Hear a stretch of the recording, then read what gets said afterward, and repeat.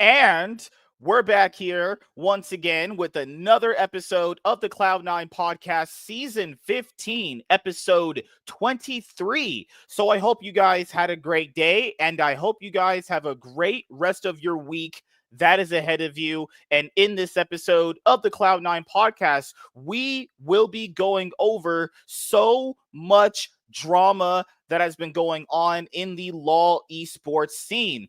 But we will primarily be focusing on what is going on with the LTA 2025 North Split 3 format, which is absolute garbage. And we are finally going to pretty much just go all in on talking about the massive 100 Thieves drama, because I've been kind of holding my tongue on what I've been seeing basically from the outside, as a perspective that I usually have when it comes to a lot of these teams. And I can finally pretty much just go full ham on what I've seen for the past 3 weeks regarding 100 Thieves. We're going to go over the T1 versus KT absolute ass scraping, match, So we also have RNG pretty much might not even be an org by the end of this year, or 2026 at the earliest. They just might be completely gone, which would be crazy for the LoL esports scene, given how much history they have in League of Legends. We also have so much things to cover, and we're going to start doing that right now with our always non-aggressive black man who hates Pokemon, loves Yu-Gi-Oh! More. Pokemon's trash. T1's trash. They ain't gonna win Worlds this year. It's Gen G's Dynasty time. Yeah, that's what you saw. That's what you saw. A two T1, win Worlds again. Shit. If to be fair, if that does happen, that means that the LCK just runs League at this point. At this point, they literally just run League. That means every international event was won by either Hanwha Life, Gen G, or T1. That is depressing for everyone else. Nothing people have been doing has been working. FlyQuest is always touted themselves as but we've brought them to 5 games. Are you winning? It's G2's we finally beat BLG. Oh, shit. 3rd place match. Oh, you got to beat T1. Oh, shit. It was actually railed. It was either T1 or anyone's legend. You was going to lose to either of them. Yeah. Stumon versus Omer or Tarzan. Can I get Tarzan for 200, please? I would rather have. What's crazy is we didn't even take Tarzan in the finals. Tarzan in finals, I'm out. I'm picking any other team but that guy. Especially good. Especially with Gen G. Even though Gen G was up 2-0 and they went to 5, it did not matter. Go back and watch that Game 5 comp from Anyone's Legend. They was we come back. Game 5, whatever game plan they had, they threw that. They went wrestle Westbrook. Game 5 against BLG, FlyQuest, whatever plan they had going into that series, that shit was thrown all out the window with that Game 5 FlyQuest last year versus Gen G, Game 5. Let's do some picks, and then they forget how to draft. Masu got a chance to play Callisto. I was like, Mas, because given that I watched all that guy's games, I didn't really ever see that guy play Callisto. The minute I saw that shit get locked in, I was like, okay, Gen G versus T1. I was like, and then FlyQuest we almost beat him. No. You chose Callisto Game 5. Mm. You threw your chances out the minute you locked that pick in. Yeah, and didn't Whipple pick Set? I know 3 of the champions. It was Set, Callista. I'm pretty sure Quad had Yone. It didn't matter what Quad had. Fiddlesticks. It didn't matter what Quad had. You put Masu on Callista. It's GG's. His win rate 30%. It's one of his worst games. It's 20%. It's low. And Busia, whatever did freaking matter. Because last year he was perma running it down every game, no matter what it was. It didn't matter if he was ahead. Every elimination game, he was either damn the reason why they lost. Yeah. Minus Team Liquid. They didn't lose to FlyQuest. They lost to millions. They lost to millions. They lost to a literal entity that lives in the game. They'd actually lose to a person hitting the Nexus. Nope. That's like a Yu-Gi-Oh! When you lose to burn damage. You lose. Or when your opponent tries to deck you out. Yeah, you didn't actually lose to them. You lost to just a thing that exists in the game. Yeah. Or you lost the turn. But before we go and talk about everything we have to talk about, because there's a lot tonight to go over. Yes. This is the season finale for season 15, and as we always say on the show, thank you for your continued support, for watching all of the episodes of the Cloud9 podcast, whether you started from the beginning or whether you started from watching the show in one of those mid seasons that I did, like season 8, season 9, or you just started watching now. We do truly appreciate you watching the show. And we're going to kick off something here tonight by watching KT get absolutely obliterated by T1. Because at this point, I have no idea why anybody would think this is a rivalry. I know I've hinted at this in the past. This ain't no telecom war. This is like America. This is like America versus like one of those little small countries. Like, oh, we're gonna stop you from importing stuff. All right, cool. America's just gonna take over the country. Oh, like, God. There's no telecom war. There's no war. If this is a war, it'd be a very one-sided war. Just letting people know that. And just to let you guys know, it's 1v9. I feel bad for BDB. Just to let you guys know this, I know there's a lot more viewership for the show now, so I would imagine YouTube is recommending the show to you guys a lot more. Currently, right now, we're only really able to do the show once a week on Thursdays. We're supposed to be able to do it on Sundays as well, but, I've just been kind of really busy on Sundays as well. So we try to pretty much talk about everything today. And, man, 15 seasons. Holy fucking shit. MFK's usually busy, and I always get this guy's usually playing Pokemon. That too, but don't forget, sometimes I get called into work and I gotta go to sleep early. Oh, you gotta go sleep early so you can be there Monday, because of black people. Oh, yeah. Chat, this man will never say it on stream, but he got that inward fatigue now. He's done. This man's finished with black people. But I've had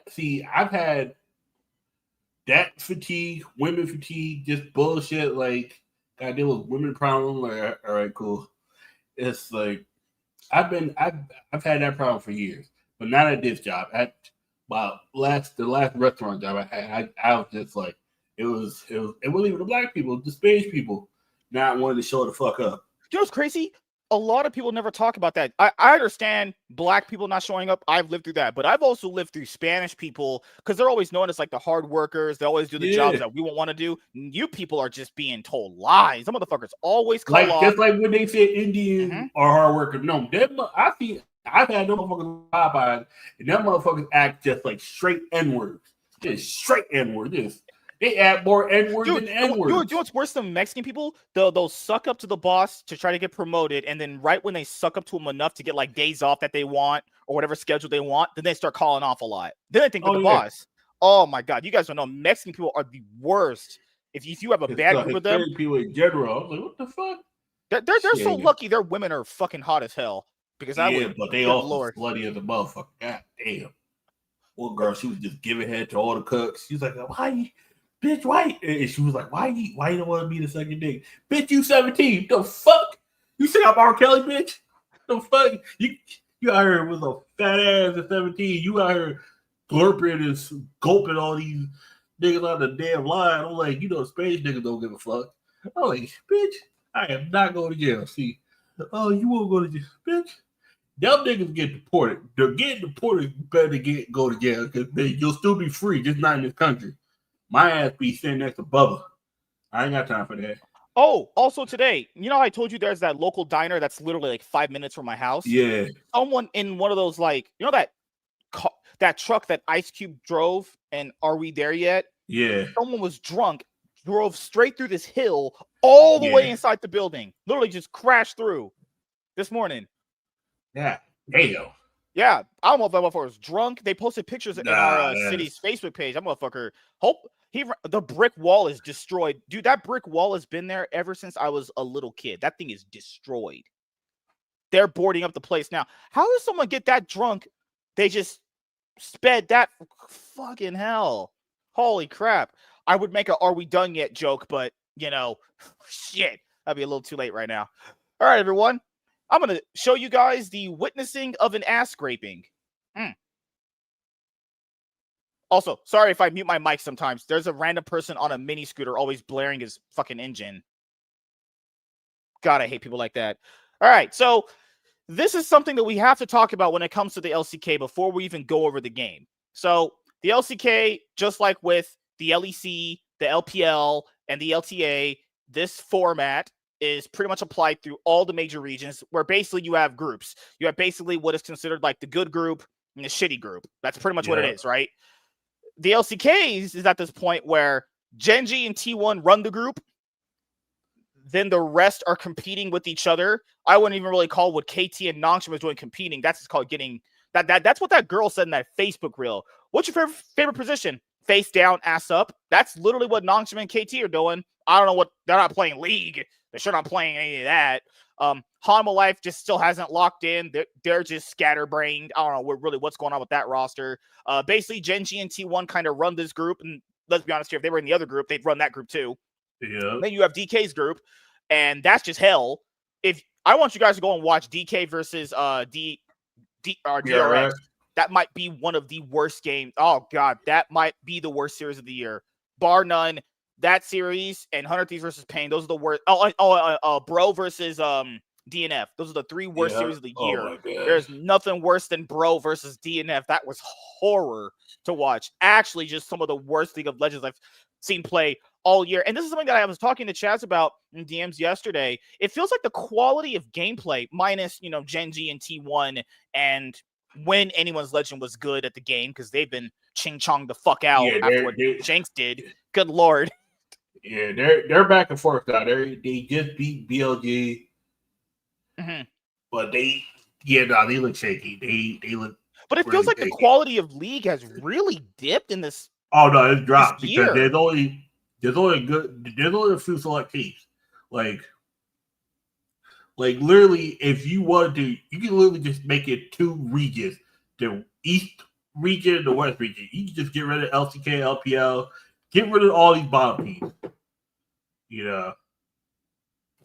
Oh, and the other thing that ends up happening with, these kind of groups is the fact that most of these groups, at least in the LCK, just we're going off the LCK right now, this is completely just Gen.G and T1 farming the corpses of KT and Nongshim. And Nongshim really shouldn't be in this group anyway.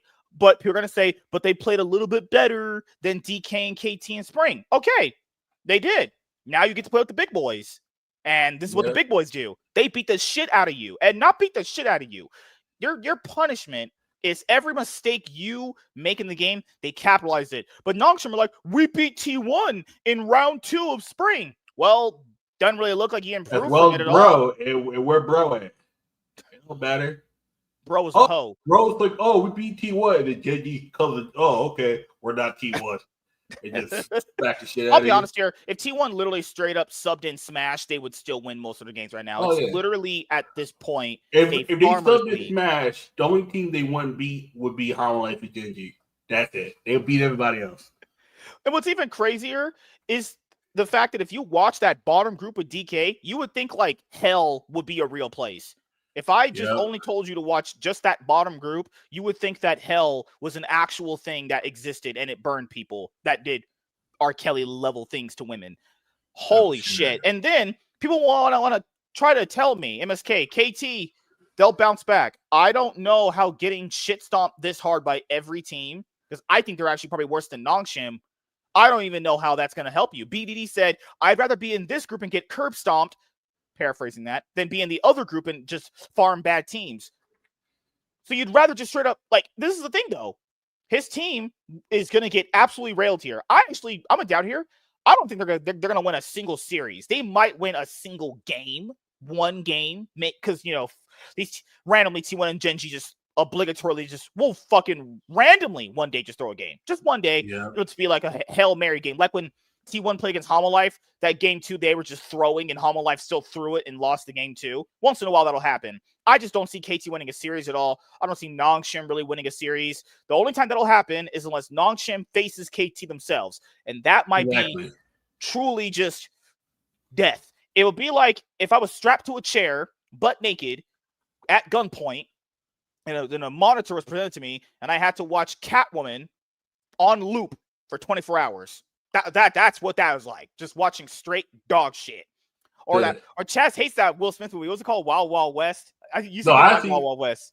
I didn't care for it, but I don't hate it. No, there's a Will Smith movie. I do it. Oh no.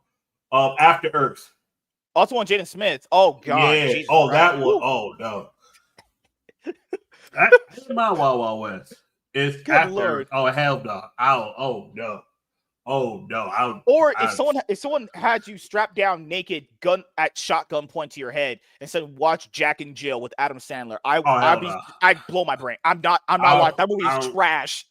I'm using that chair. I'm jumping out the window. Nah, I'm going head first. That is literally, if I have to watch Nongshim versus KT, I'm going head first out the window, and I'll tell that motherfucker, you can blow my brains out. I'd actually rather just have you end my life. These groups are bad. It's so weird. The LCK has watch Amy Schumer do comedy for 6 hours. It just ended. Nah, I can't. You know what's even worse than this? There was that SK Gaming versus BDS series. That was whoo. Oh my! Talk about bad. We're just swimming in bad. I don't know what happened to the quality. Maybe is it the quality of players? Is it the quality of the game? Because it feels like this is a problem in every region. The quality of gameplay is just dropped off. Like last year, it was still pretty okay, relatively. It was okay. But it feels like ever since this year started, even from winter, the gameplay quality in all the regions has just been pretty much thrown out the window. We just kind of, I don't know. I'll show you guys right now. This is how bad KTR of a team. So game one, it's hard to really call this a game. And in my brain, I was trying to rationalize what would I call this? This is what you call target practice. This is like, all right, let's just kind of warm up and just kind of do a routine. It's like when you play sports, you do like some routine warm-ups. It's kind of like one of your routine warm-ups here. And KT's only real decision to win game two was camp Doran. And then every single time they dove Doran, it didn't matter because he just got kills back. They can't even dive properly. This is horrible. Their team can't dive. They can't. The only person that lanes even decently well is BDD. Can't translate that into anything because they have no actual star players outside of technically him. You can't even really call BDD a star player anymore based off quality of play he's exhibited. Yeah. Perfect is. Might as well rebrand his name to Imperfect. This guy's legit bad at the game. I remember they tried trading him out a while ago for someone else. That guy was also worse. He's bad. They swapped out Peter, who looks like Delight's brother, only fatter, for Way. He's not the Way. He's not good himself. And KT we're going to try to contest to win a trophy playing with DuckDom. Congrats. You just lied to me. Congrats. You will not convince me you can win a title with DuckDom. It's not possible. I truly don't believe you. Also, look at their comp. Their comp is all short. I mean, the only long range carry is just Sivir. And Sivir is not really a champion until fucking hell, 25 minutes in the game probably. Yeah. Varus outranges Sivir, pretty much just destroys her. Bard is a little bit more impactful than Nico if the player's good enough to do it. Orianna can equalize out Ryze. Jin Zhao is stronger than Jarvan early on, but unless the invades really go his way, it doesn't really matter. And Osion and fucking Mbessa Shaniqua is just going to be a toss-up. It's just going to be okay, who got more ganks? Who can silent better? They try to all in on Faker here. It didn't matter. There's no coordination here. This is just bad. Good God. And you know how this game ended up? This game ended up with a score of line of about 16-2. They were getting farmed completely. They couldn't take it got to a point where owner just started soloing the Otacon because there was no danger of him ever actually having it stolen from him. You know what's even worse? Game two. All right, so it goes to game two. 17-2. Oh God, game two. 17-3. No, sorry, no, because it was higher. It was 20. It was that 22-5. Yeah, game two, they actually were getting a little bit more kills. 23 minutes. I'll say this. In game two, at least there was some conscious effort to fight back, but It really just never amounted to anything. And most of their game plan was, we'll just gank Doran constantly. Yeah. Like I think they actually ganked him like 7 times in less than 20 minutes. That's insane. Perfect needs that much help. Yeah, because they get Doran kill, first kill. And then 2 of them didn't even matter because he got trade kills back. Yep. They can't even die properly. Like, I'll show you this. A few of these dives. Yeah, no. Wait. This one went back his way. So he W's in, soaks all the damage up. Good lord. Doran dies, and then Cuz dies, and then Cuz couldn't get out there fast enough. He was just lingering there too long, lingering around. I swear, I was watching this game, and I was like, am I watching the same thing on repeat? I had to look at my time bar right here, and I was like, they're doing this. Like, I swear, if you watch this game, they did the same shit like 5 different times in a row. It's the same thing. So they go up, try to get Doran again. Gank Doran. You put all your resources into like getting Doran, and then you go from there. They never even prioritized Jhin. They never at one point prioritized Jhin. Nope. And then it happened again. Yeah, they trade Doran for Wei. And the casters were like, this is equal. It's not an equal trade. It's not an equal trade. It's equal in kills, but not in resource. Yeah. So a lot of people need to understand this. You can constantly gank someone to mentally put them down, because that's what you do it for. You keep ganking them, and then they, obviously they're like, oh, fuck this game. At a certain point, the amount of kills you get on that person doesn't matter, because that person's just a walking bag of gold. And then I just showed you right now, they failed 3 dives. Look at this. Yep. Oh my God. They have families. Don't do it, please. Oh, no. Guess what? Because he gets 2. He gets 2 kills and GGs. Right there. This is where the game started to slip away. And then at no point, KT went, hey, we should probably focus Jhin. Guess what they did again? They just went up the top. It doesn't even matter how much they ganked. The weak side. Doran knows I might have to die a few times. Look at how much damage Doran did. Doran did that much damage, and they could just walk up here and get free kills. And awesome. Guess what? It took him so long to kill him. Yep, DuckDom, well, DuckDom stays dead. Motherfucker playing Corky, he can't fly. He out there. I was about to make him. Look at what Perfect did. Oh, Perf! Look how bad this team is. Look at what Perfect just did. Perfectly. Look, Perfect could walk with his team right here. Just walk next to your mid laner, you fucking retard. No, he walks away from his team and then have to burn his flash. Yeah. Why? Perfect. Just walk next to him. Look at this. Why? Just walk this way. You have your flash anyway. I hate this team. I can't do it. It's all bad. Yeah. They spent half this game ganking Doran. Doran doesn't even care. He's like, why are you investing this much resources? Doran has 5 deaths, but and you know the fucking thing is? All the deaths are on Doran. All of them. half the KT kills are Doran kills. Oh, God. And right now, the 5 kills they have are Doran. And guess what? Doran the fucking thing is, Doran's not that far behind Perfect. Doran has 5 deaths to Perfect 0. And he's not too far behind. I mean, CS he is, but it doesn't matter. Because everybody else, the fucking thing is Perfect. Oh, wait. No, you're right. Wait a minute. He got ganked 5 times because most of his deaths were through ganks. Perfect he's behind his CS, but he's behind his CS. He hasn't got an item yet. But he has 3 kills, so that's 15 times 3. What's that? 45. So he essentially, it's 45 plus 80, 86. What's that? Oh, I think he's essentially up like 20 CS if you add up his kills. It's about 130. Yeah, so they're essentially even, and he has an item. Perfect doesn't have an item, and he got 5 ganks. Perfect has 5 ganks. 5 ganks, but none of those kills. Most of those kills went on to Cuz. Kill me. Cuz and DuckDom. Oh, kill me now. And I think I'm just one. Yeah, and then DuckDom was like, "Hey, I think I can challenge Gumayusi. I think this is the one where he actually just ends up getting killed." Yep.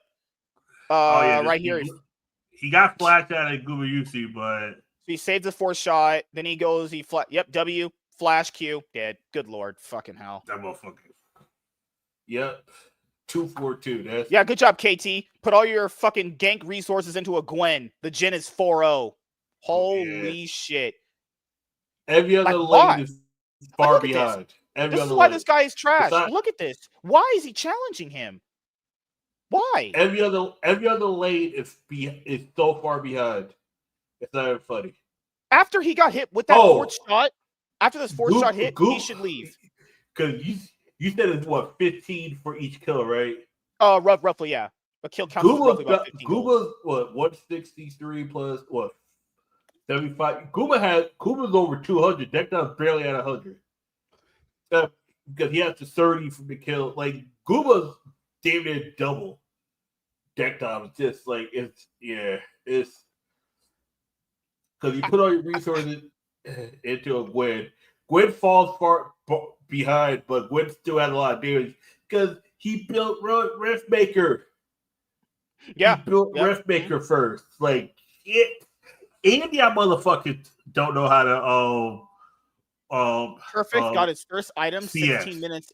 Perfect got his first item 16 minutes into the game, and this guy had 5 ganks given to him. Yeah, I truly don't know how a person can't at all impact the game if you have that many ganks. If my jungler if I was playing top lane like I was still main top lane, and my jungler give me 5 ganks and I can't carry the game, I might as well just uninstall the game. Might as well just fucking stop playing. Plus, you got flash on D. That's the L itself. I'm sorry, that's just an L. Oh, I try to play flash on I can't. D. Nah, my memory doesn't. I just registered flash F. I kept trying to click snowball and I kept flashing. I was like, oh, fuck. Team probably thought you were fucking trolling your ass off. Yeah, that's fine. Oh, this is even worse. By accident. This was another team fight KT tried doing. So he tried team fighting. Carrier saves himself by doing a Fast and Furious Tokyo drift inside the Rift Herald. And Perfect, TP'd in and died because that's just what he does. He just TP's in and die. He's pretty fucking useless, honestly. DuckDom's like, I got to kill. It really, honestly doesn't matter. It does. POV of the 1v1. Would you really call this a 1v1, or would you call it just a curb stomp? I wouldn't really call it a 1v1. I would just call that like target practice. Yeah. I like how he sees the W and walked into it. Good job, DuckDom. Fucking moron. Yeah. Like, he legit saw the. I was telling the people like this in ARAM. If you see an ability on the ground, could you like move away from it? But how it's hard. Sure. Oh, okay. I guess we got some first world problems here. Good lord. Yeah. How do you? I read that game in ARAM. We were telling people how do you dodge? You don't even need to intentionally do it. Move around. Don't stand in the same place. That's all you got to do. Even if you like consciously don't dodge, if you move around, you will unintentionally dodge a lot of abilities. But standing in the same spot would not do that for you. It's like if someone shoot at you, you just don't stand in this goddamn spot. You move. You see what BDD just did? He used his Talia's seismic shove his W to knock owner closer to his carry. This man out here just calling his whole team.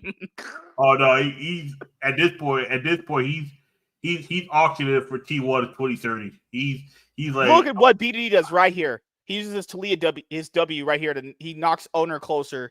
Holy crap, that was hilarious. This man is just out here trolling his ass off. Oh, and guess what? They ganked Doran again. Oh my god, might be 6 times the charm? So what's even crazy? Okay, so from KT's point of view, I think they think that they're gonna get collapsed on if they wasted that much time. Yeah. But then now Doran just kills this guy. Yeah, wait, God. And then I don't get it. They just let the whole map. 7 kills, 6 of them are on Doran. I truly don't know how anyone. And the sad part about Rumble has no impact in this game. And Wade's dead 7 times. His KDA 1. 0 kills, 7 deaths, 7 assists. That's not the way. That is not the way. Hey, hello, Rainer. Hello, Emilio. And hi, Mike. How are you doing? What's up, guys? Chaz is on. I'm going to get some good sleep. Oh my God. Even worse. 7 deaths? The fuck are you, me? Every time I play Rel, I die about 10 times. I fucking hate playing Rel. I just can't. It depends. When you're playing Rel, it's got to be an acquired day. It's got to be like, okay, I just want to engage. I'm not even trying to like kill people. I just because I never played Rel. I've only ever seen her play. I just prefer playing I'd rather just play Thresh, honestly. I'd rather pick Nautilus than Thresh. I'd rather even play Maokai. I don't give a fuck. I'm not playing Thresh. Why do people not pick Maokai support anymore? I don't get it. Nah, you need somebody a little bit faster. Maokai's not fast. You gotta build it in a way where he's like that's why if you go to build Maokai, you just build either Bard or Blitzcrank. Oh, I want to show you guys this. Or look at what Perfect does. So Perfect sees slow, them, but he has a hook. Perfect sees them walking in that bush. The reason why I know he just saw them walk in the bush. Look at this. This motherfucker. LeBron, take leftist. You would. Guys, I need to show you guys why I have no faith in this dog shit team. Look at what Perfect just did. He saw them literally walk into that terrain next to that's wolves. He saw them walk onto the wolves. Okay? He could just go, probably not a good spot to be in. Objectively, right? Not a good spot. Goodbye. Why? GG's. Yeah. You're perfect. He ain't living up to his name. Oh, Emilio, they gave everyone that gamer tag when they changed it to Riot IDs. Everyone has that. It's just what? Oh, goodness gracious. Doran's like, if Doran had actually killed both of them there, I would tell KT to sell their slot. Just sell your fucking slot. Get the fuck out of the league. Dude, I'm not gonna lie. I would legit not watch any more of their games. I'd be like, if he killed you both there. Right now, in 3 years, do not be surprised if there's only like 32 teams, period, and it's spread throughout the whole world. They might literally. What you want the Monte Cristo idea? Just make one Super League. Yeah, it might get to that point if the. I think that's what's going to happen because the LPL is trying to cut down to 12 teams. From rumors, there's rumors that LPL is trying to cut teams. They're trying to get underperforming teams, and they don't care about legacy. That's why if RG have money issues, they're going to force them to sell. RG has the legacy, but it's one of those things where you got money issues. We'll give you this money, but you got to give us this lot. And also, we heard from Doinby. Not again. Goodbye. Yes. And now Wade does it. God, this motherfucker. He literally just saw his teammate fail to understand where they're at and does it again. This motherfucker got a KDA under 1. 0.97. Carrier got a 6. Carrier's KDA is 16. And this motherfucker got under 1. Like, the skill gap between this team, like, these two teams is just disgusting. And Perfect's even though Doran died 7 times, it doesn't matter. Doesn't even matter. Game's all good lord. God damn, Court. Guma ended the game 14-0. I just failed to understand how a team of this magnitude, and I understand they're bad. They never at any point focused Jin. I watched this game. I remember I watched it live. They at no point focused Jin. 1-0-17. Yeah. If you're a KT fan, I would recommend reading a Bible. Damn. They didn't have to do them like that. Oh, God. Look, Craig, grab about it. You know what? Just they don't end yet. Wade's like, I can save the game. Sure, you can, buddy. 0-10. He kind of did for now. This is T1 just BMing. They could have just ended right there. This is straight up BM. They fake started the Baron to bait them out into that point of the river because Talia walls down. Don't forget, game 1, they didn't even get to the Baron. They beat them in 23 minutes. Oh, good lord, you're right. Yeah. Yeah, they didn't even get to the Baron game 1. They 31-10. Oh, yeah. God. No, 32-10. Because they killed DD here. Oh, he's dead. Nope, 33. DuckDom's like, I'm flanking on Corky. 33. DuckDom decided, he was like, I'm flanking on Corky. I don't know why you would do that. 15-0-10. Carrier finally died. He's 1-1-22. Doesn't matter. His KDA is 22. Wade got 11 deaths. You know what's crazy? You know what's crazy, dude? If you said that all of Gumayusi's kills came from Wei, you could literally make that argument because Gumayusi has 13 kills and Wei has 11 deaths. Wei has more deaths than KT has kills. Like, what the fuck? Yo! And Cuz got 7 deaths. Yeah, no, I saw that game. I woke up. This and T1's go, they're going Barrett. No, they're not going Barrett. They're baiting because they didn't even get Barrett game one. Why did they get Barrett? Yeah. They ended in 23.5 minutes, guys. All they wanted to do was bait them to have them come to that point of the river and just ace them. Just murked them. They actually need to do that. Either they could have literally just ended before, but it honestly doesn't matter. There's literally no danger of them losing in the game. Them. Just straight murder.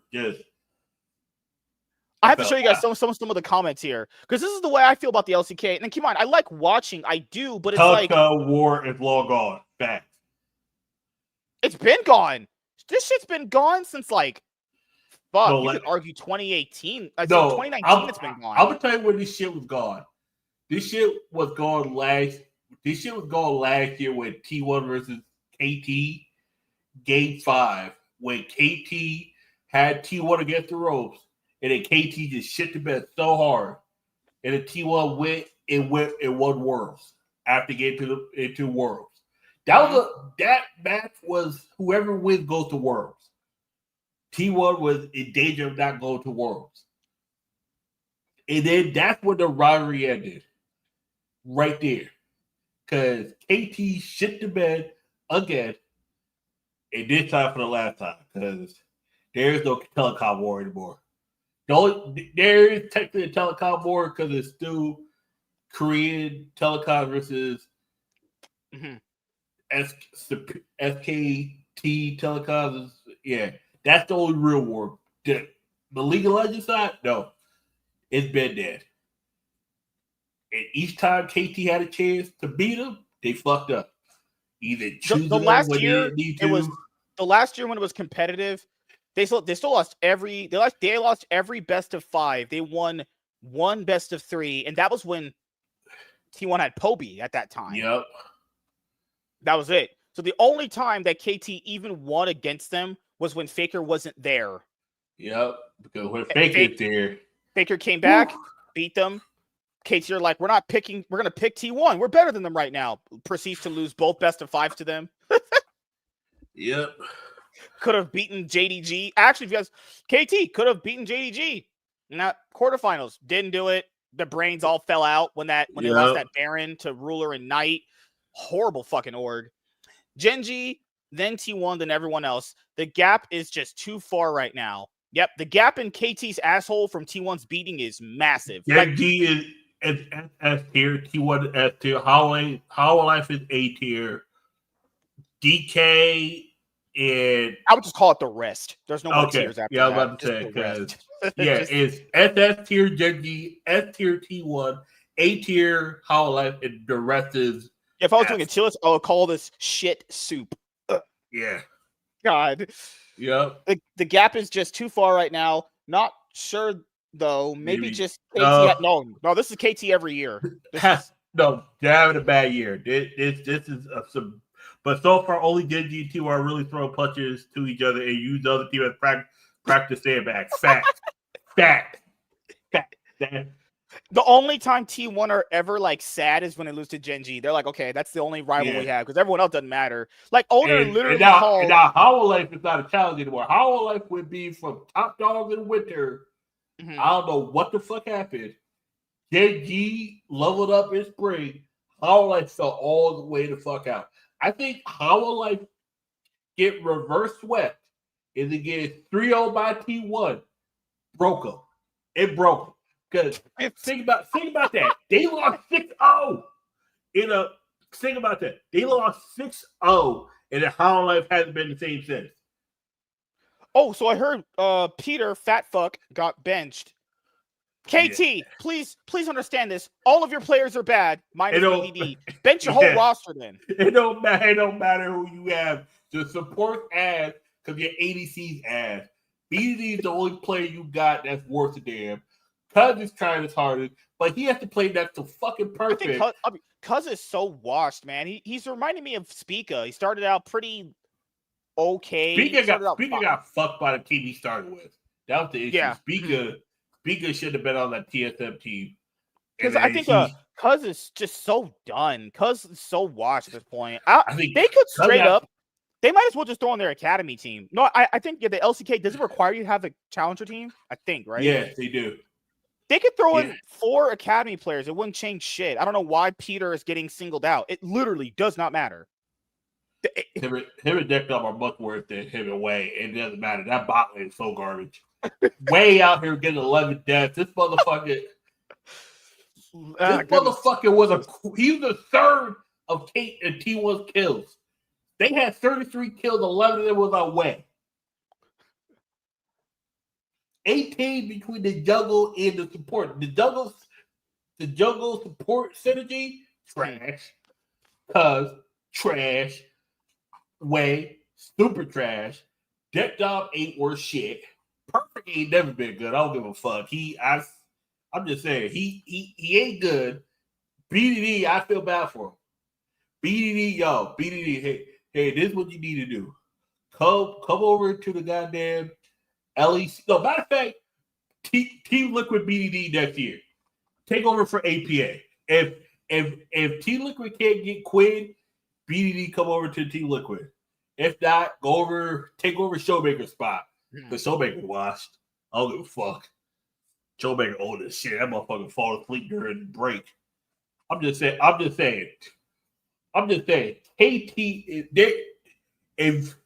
if we see one more series, they said telecom. There ain't no telecom war. A war is when at least the other motherfuckers fight back. This is.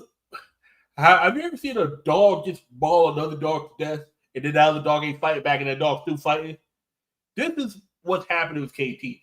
I thought BD tries hardest. Just they get out back. You know what the fuck them thing is? What JG does to KT is even worse.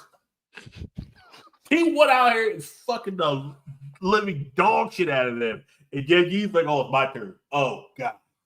Do you know what's crazy? I think the top 3 teams just scrim each other, and I think they maybe somewhat allow the other teams one scrim at some point. Because given what I know about scrim culture, pretty much the top 3 teams scrim against each other because they're the best, and then they might maybe allow a scrim or 2, a pity one to the other teams.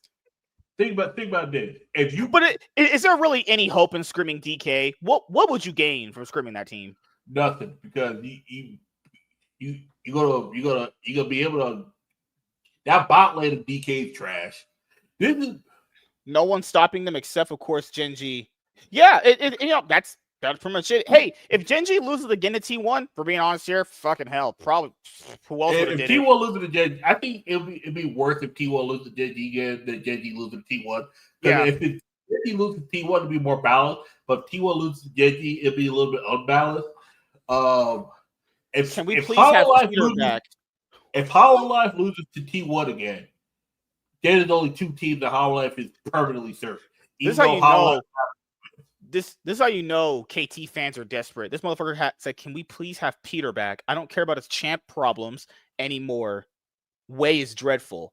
Peter would have 15 deaths. I'm telling you that right now. It is strange the gap between winter and summer grow up so much. Top 3 teams are now very clear. I could say even Homolife become less rivals. Yeah. Homolife can only ever be legitimate again if they just get on the same page. It feels like they have the player skill. They have the player skill, but they're not. They don't have the team skill. The team cohesion is not there. They're not synced on gameplay. It's very bad. Yeah. Yeah. It's synced. This is where it's synced. Zeka and Viper. That's where it's synced. Zeka and Viper is ADC. Mm-hmm. Viper Delight is so in there. Delight and PETA nowhere near. If PETA, honestly, he might need to be the person to beat. If Hololive needs to make one change next year, need to get rid of PETA. I think he's got military service coming up too. I think, and that potentially may be the reason why his gameplay is just fucking non-existent anymore. All right, cool, peace, nigga. You ain't shit. You ain't shit. PETA's not bad, but you the weakest link. Goodbye. We need to. I don't know who you replace PETA with, but he gotta go. God, shit. Oh, before we go and talk about any other of the other regions, Anthony Mackie was apparently macking on some white girl. He grabbing that shit. Damn. Damn. Shit. That was me with my ex. Man, I was Oh Lord. Oh God, kill me now. Fuck. Shit, So I was like, that's pretty much it. When regarding the LCK currently, it's basically Genji T1, kind of sort of maybe Hanma Life. Then you just have shit because Nongshim have not won a game, and KT haven't won a game. They haven't won a series yet, and I know Dom was like, Nongshim is bad. Man, the sky must be blue. Nongshim is bad. Nongshim were bad last split. Nongshim have not been good the entire year. Remember when they had that motherfucker named Fisher in the mid lane? Yeah, he was fishy. He was fishing trash. Where the fuck is Fisher at? Benched. Bad gameplay. Okay. All right. I forgot where the fuck he was at. But honestly, if we're going to send 4 teams from the LCK, we know who the 3 teams. What team do we send at the 4th? Who do we send at the 4th? DK to get ran through again. Might as well. Okay. I can't bear seeing KT there. I got a better idea. How about for the 4th team? Let's take the best player from the remaining teams. Let's take the best player. The roster out of that. Yes. Just take a Frankenstein roster. BDD in mid lane because I'm not trusting Showmaker again. Fuck that. Oh, Showmaker won Worlds 5 years ago during COVID. That's it. Let me bring up cheese first. Let's look at the 6 teams. Yeah, I'm gonna go over it right now. Bottom 3 teams that are going to make playoffs because if you have not known, DN Freaks has been eliminated from playoffs. Not a surprise. DN Freaks, I can possibly say, okay, Brian's probably gone too. FearX is probably gone, and DRX. Yeah. I think we know who are the 6 safe teams. Okay. At D plus Kia. Okay. Matter of fact, let's start in order of, we know Genji, Hollow Life, want to go to Worlds. Genji's probably already locked. If Hollow Life don't make Worlds, you might as well burn the whole or two. Yeah. They spent guys, they literally spent millions of dollars on Zeus and a lot of money. KT roster, their roster is their roster. I would if you want, if KT is supposed to go over D, because DK I'm probably gonna end up. What team out of the 4? Out of D plus, KT, Nongshim, those 3 teams. Those are the last 3. I can't bear to see Nongshim at Worlds. I would actually cry. Which team, like that core team, not the members, but which pieces would you? Nongshim has Keegan and Lehen. That might be the place you start. But do you want Nongshim, or would you rather just have them translate to Team D plus and KT? Because I want to take a Frankenstein team. I would say ship KT to Antarctica. Okay, that works. This is what I would do. I would replace the mid laner on Nongshim with BDD. Yep.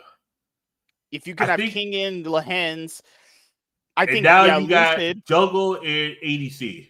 You either got Amy, Jiwoo, or DuckDom. You're taking. Is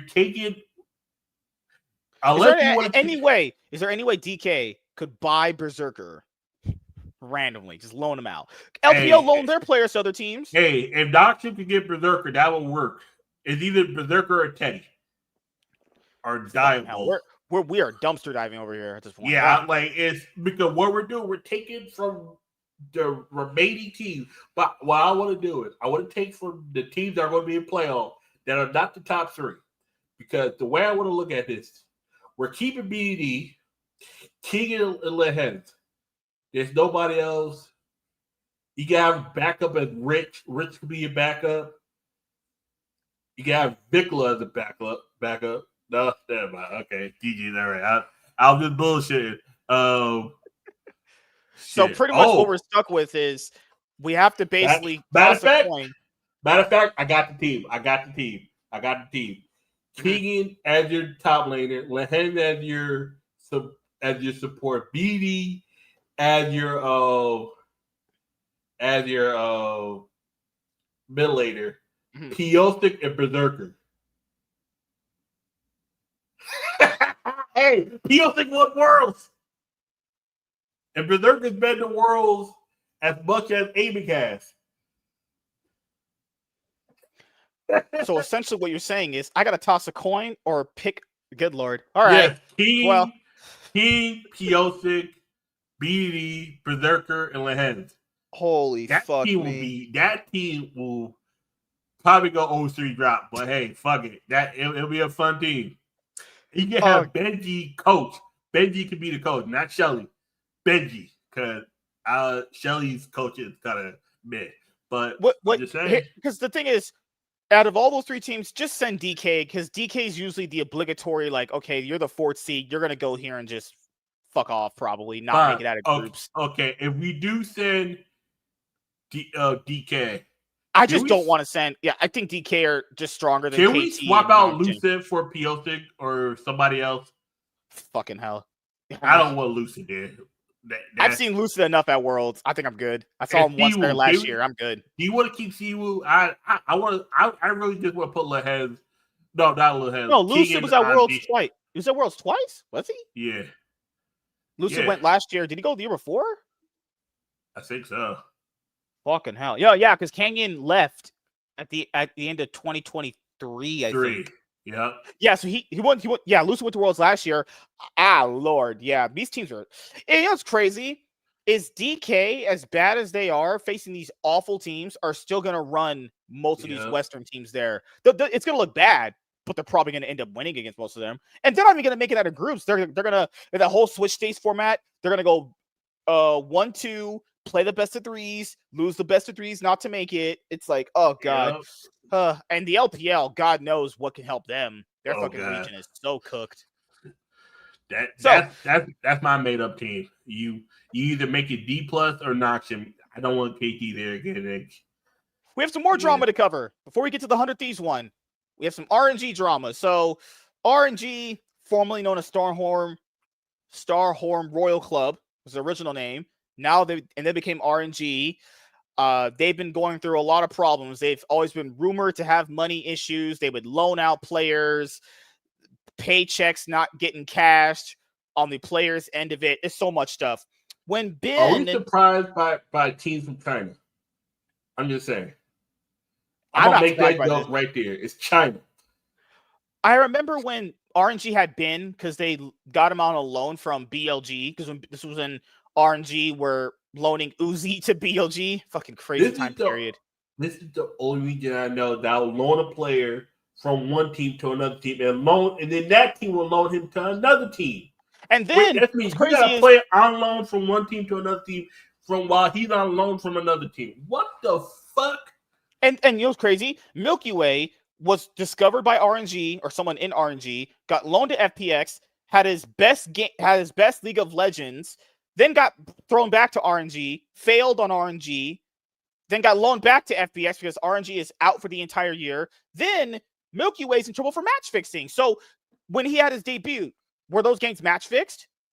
I don't know now at this point. Like how much stock did we put in his debut? Because his debut was being touted as almost as good as Faker's debut in a role starting out. Like, I don't know at this point, you know? And what's it with FPX junglers? What's it with FPX junglers and always getting fucking in trouble for match fixing? Bo got in trouble for max fixing. Where the fuck is Bo at, too? That motherfucker just relegated to EU solo queue. Jesus Christ. I thought he came over to America. I know he was in Europe. He probably should. Who knows? I remember, that's through the funny shit, Team Vitality. We got 2 Asian guys from 2 different countries.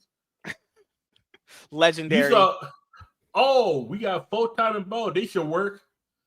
Chinese. See, this is how I know Europeans are slightly racist. You thought.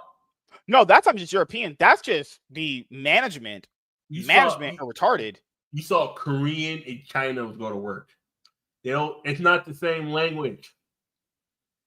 Like, it was crazy. They didn't even see the game the same. Bo and Photon don't even see League the same. True.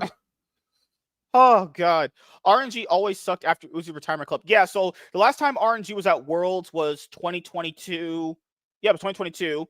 The same year that they won MSI. Yeah, MSI that year. Yeah. Playing from home. Yeah, out here and they draw butt ass thing and getting butt licked. Like Ben was wearing sweatpants and a trust me, sweatshirt. if I was at home playing league, I'm about to get my dick sucked by some Chinese chick right as we speak. Like every time you see my head go back like this, I'm like, whew. And this is when Ben was wearing his glasses. Remember, Ben was wearing glasses originally. Yeah. For people who don't know.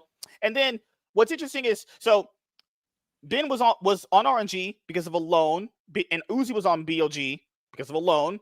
Then BLG, which is crazy, they didn't actually think Ben was all that good. And then once Ben won on RNG, they're like, come on, Ben, come on, let's get him back. And then RNG can't say shit because they didn't buy him. They didn't buy Ben. And then another contract that they already had on Wei, because Wei was their current jungler. Yeah, he still hadn't.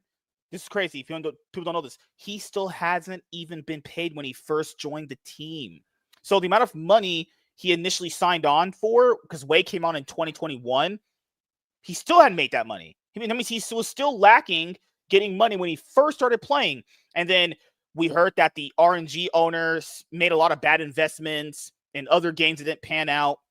But this is the problem with League of Legends in general. There's no consistent revenue stream. There isn't. Oh. And China, I guess you could say, arguably has just as big as viewership as Korea, but none of it matters at this point. It's just, RNG collapsed. Uzi, MLXG, we used to call him MLXD. Uzi, MLXG, LDL, 2025, the year RNG collapsed. What a interesting way of putting that. Good old cheap esports. Oh, I could have bookmarked this article, but I'm blocked by this fucking cringe, progressive, liberal, virtue signaling, trash ass fucking account. Because I said, you guys want men to play against women in their own league? Block. Get the fuck out of my face. Yeah. All y'all out here having threesomes with Looney Tunes. Y'all sick gay weirdos. Goddamn, coming in dudes' butts. Fucking FAGSs. Oh, shit. Good lord, man. The main person that runs this account literally has a Pokemon icon for his picture. Good lord. You know that motherfucker in a bestiality, having sex with goats. Yeah. Thinking he's a Pokemon. He can be a Pikachu because his pussy's always getting opened up. You fucking loser. And he's from Europe. That's me. I know they do go fucking over in Europe. Oh lord. Oh, we're just practicing. Okay. All right. All right. Fucks. Just a few years ago, Royal Never Give Up sat atop the global League of Legends stage. 3 mid-season invitational titles, 2018, 2021, and 2022. 5 LPL championships, 3 Demacia Cups, a World's Finals appearance, and Uzi at the top of his game. The Chinese powerhouse embodied esports excellence. Yep, and chow mein. Today, RNG is drowning in an unprecedented financial and legal quagmire. No, not Family Guy quagmire. Giggity. Fucking hell. I hate you. Hey. There's people over in China that's quagmire that, like the, i.e. the Rurouni Kenshin creator. Woo! Doesn't need that story. That fucked me up because that was one of my anime. I love it. It's crazy. And every time I mention Rurouni Kenshin, I was going to say, I love the anime, not the creator. I love the anime too. Like, I love R. Kelly's music. I don't care for R. Kelly. I tell people this. I don't. You know what's crazy? When they asked that guy about his CP issues, like, but it was legal. Or what? Nope. Problem. I would never willingly cancel someone. someone. Needs to click on. I'm like, what? Nope. Remember that interview he had? He was like, they're like, sir, you're in some trouble for some really big problems with CP. He's like, yeah, but it was legal. What? Nope. I'm sorry I even asked. If I'm that guy's lawyer, my client pleads the fifth. Nope. Shut the fuck up. Nope. You don't even finish crap.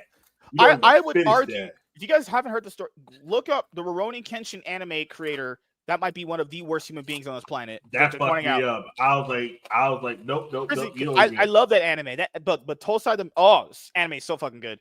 Oh, yeah. Goodness gracious. Why is it always the craziest motherfuckers make the best shit? The most legit, insane people make the best shit. Insane. The organization has withdrawn its 2 LDL, the Development League for Academy teams. I'll be honest here.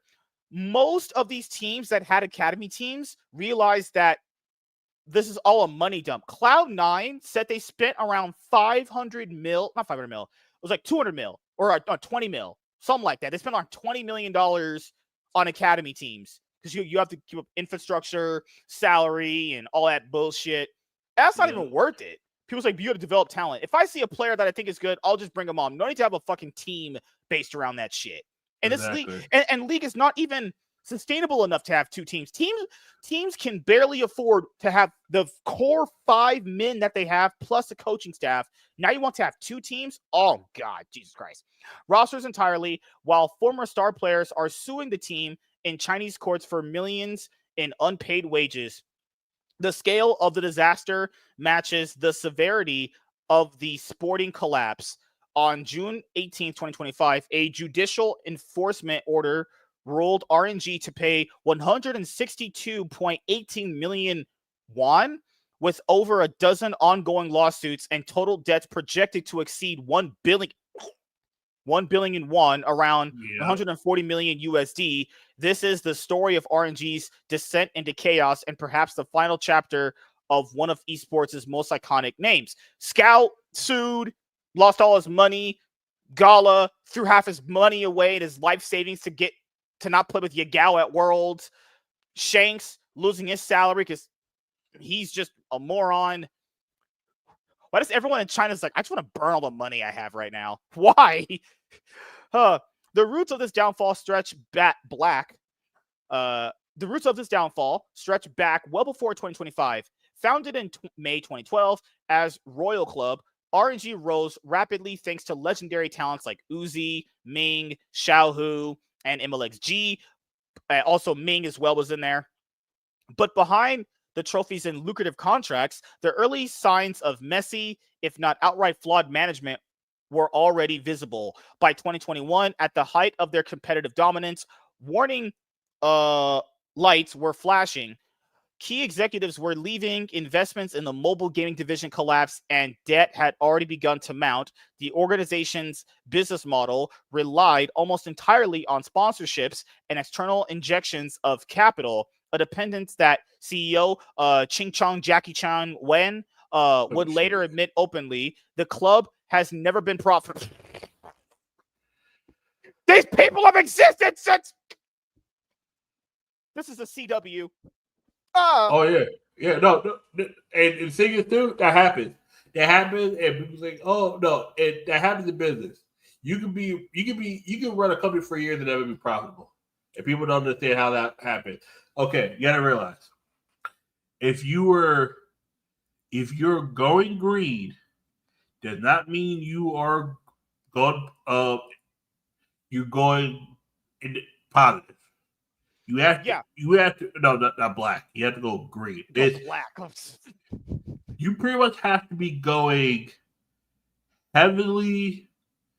You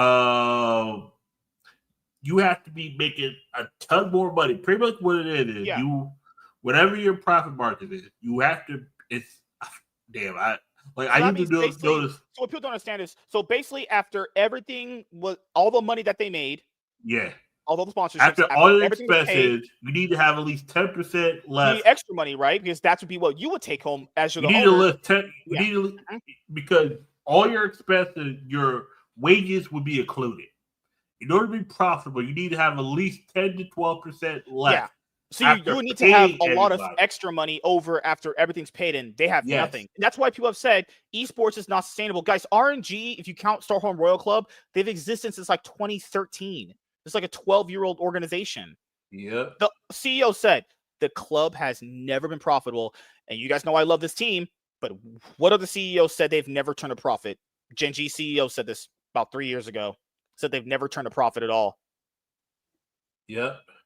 Gen G, the team that is pretty much, poised to win Worlds maybe this year, never made profit at all.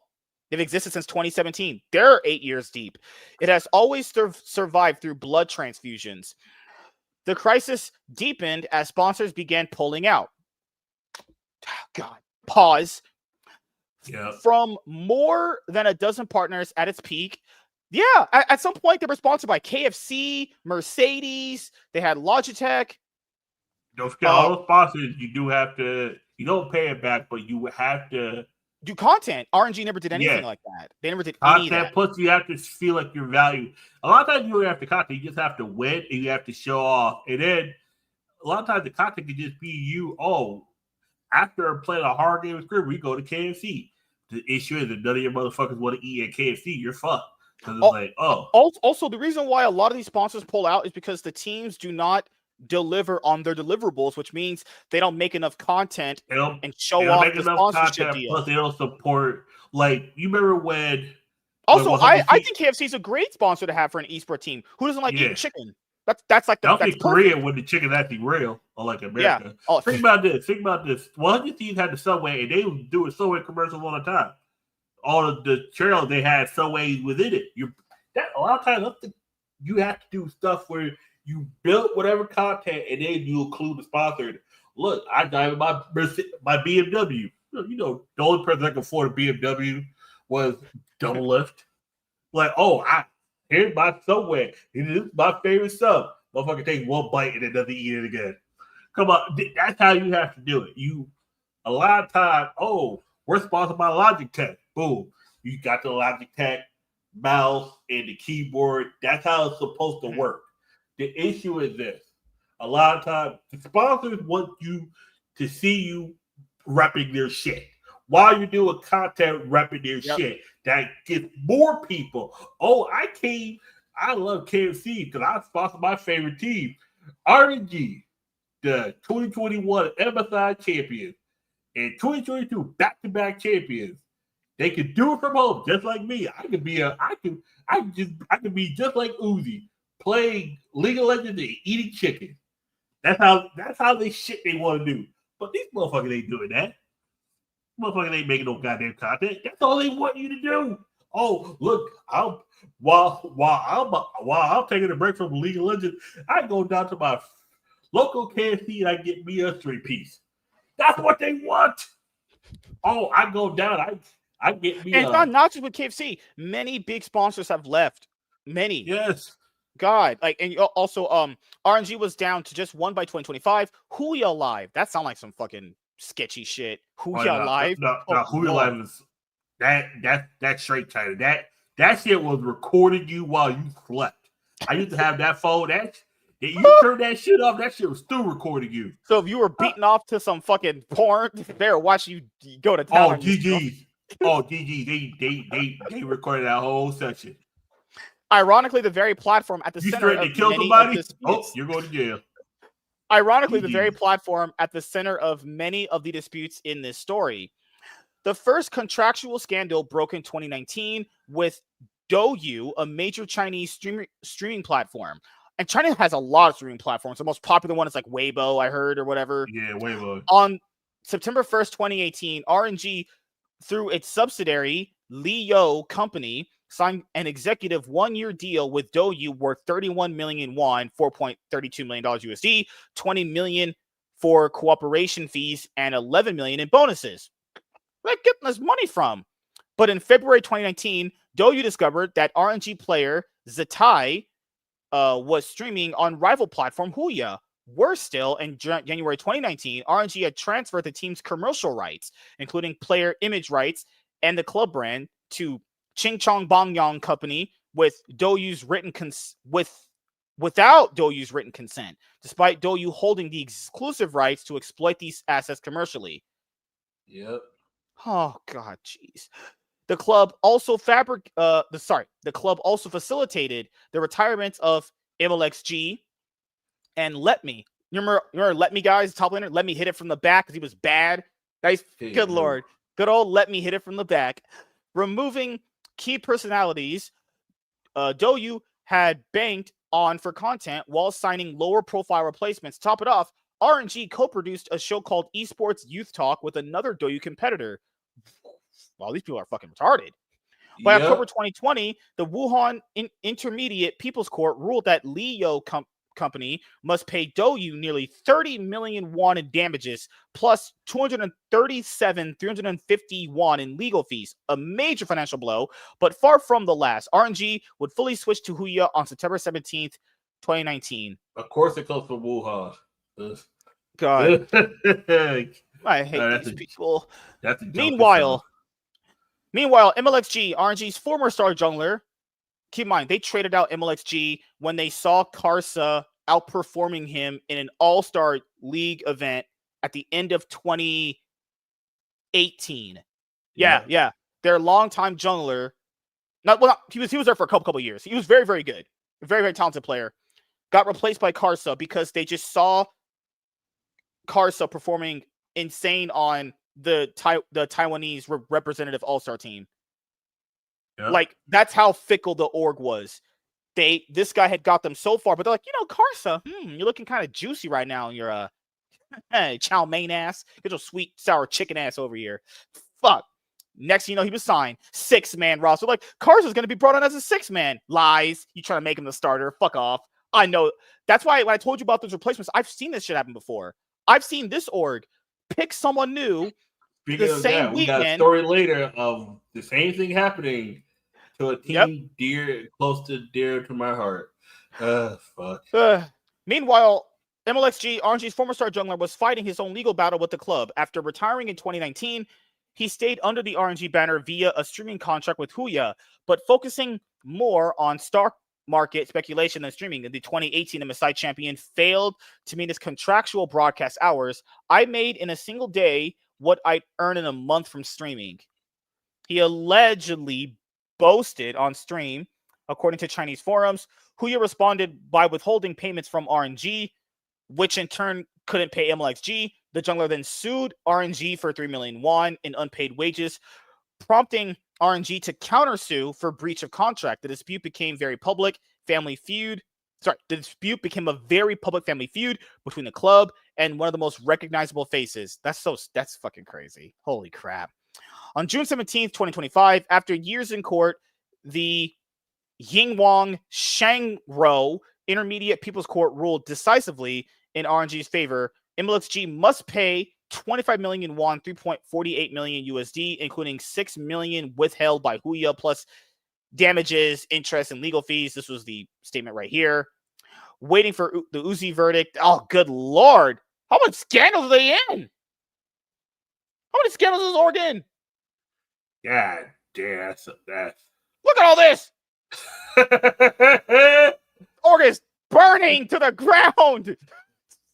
Just burn Lord it. Jesus. Burn it. Just fucking burn. Look at these.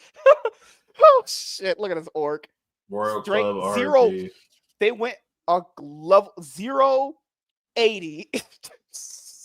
Club Royal never give up. Look at this.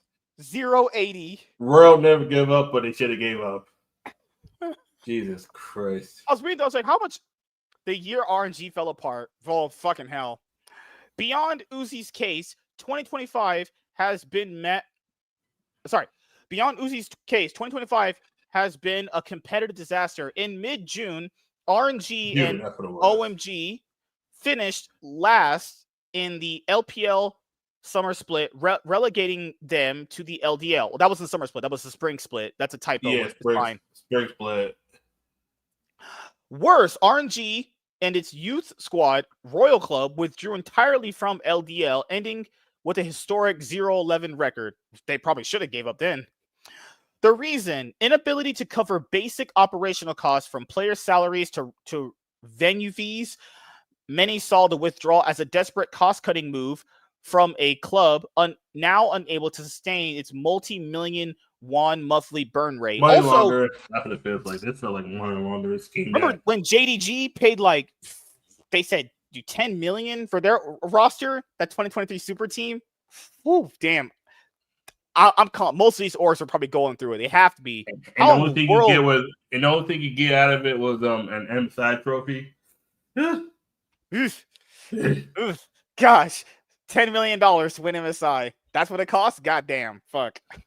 MSI trophies ain't cheap no more. Nope. The impact on the ecosystem was you're an LCK team. LDL viewership dropped 22% and sponsor renewal rates fell below 50%. According to local news outlets, RNG's retreat triggered a domino effect with other organizations threatening to follow suit, putting the LPL's talent pipeline at risk. Yep. Yep, this is getting horrible. at the center of the chaos, Jackie Chan, aka Jackie Chan, RNG's owner. Yao Yinxing, aka I'm not gonna try to pronounce the other one. Jesus Christ. Oh God. Shanghai Media. Shanghai. So apparently, Shanghai Media Company. Fuck. This person got blacklisted as a dishonest debtor since November 2023 and has been subject to strict high expenditure restrictions. As early as August 2023, both he and his father had been ordered to repay 2.5 million USD, 18.45 million won, private loans. God damn. Signaling the start of a legal spiral that has now exploded to dozens of cases. I'm faking my death. I'm faking my death. I'm faking my death, moving to America, and my name is gonna be Brian. Fuck that, dude. Brian Chan. Brian Cho Chang. Oh shit. Brian Chan. I'm gonna open up a nice ramen restaurant and call it a day. Yeah, I'm racist, but fuck it. You gotta open up something that's close to your heart with the money that you launder. Just CEO Lee Jeming tried to keep the club afloat with increasingly odd ventures, NFT launches, digital avatars, renting trophy usage rights for photoshops, selling fan shareholder packages. I'm reading development oceanfront bridge. Live stream game promotions. Most were dismissed as fan exploitation that failed to address RNG's core structural problem. This right here was let's capitalize on dumb motherfuckers and see how much we can finesse. This is what this was. Are you saying that RNG essentially crowdfunded money? They were trying to scam niggas. That's what this was. They were trying to scam. They were already scamming people. Now that they went from trying to scam companies to scam their fans. Selling fan shareholder packages. When I see that as a business person, when I see shit like that, that's the Chinese red flag going off my head. Scam. You try to sell me beach property in goddamn Nebraska. Get the fuck out of here. What, bitch? You guys?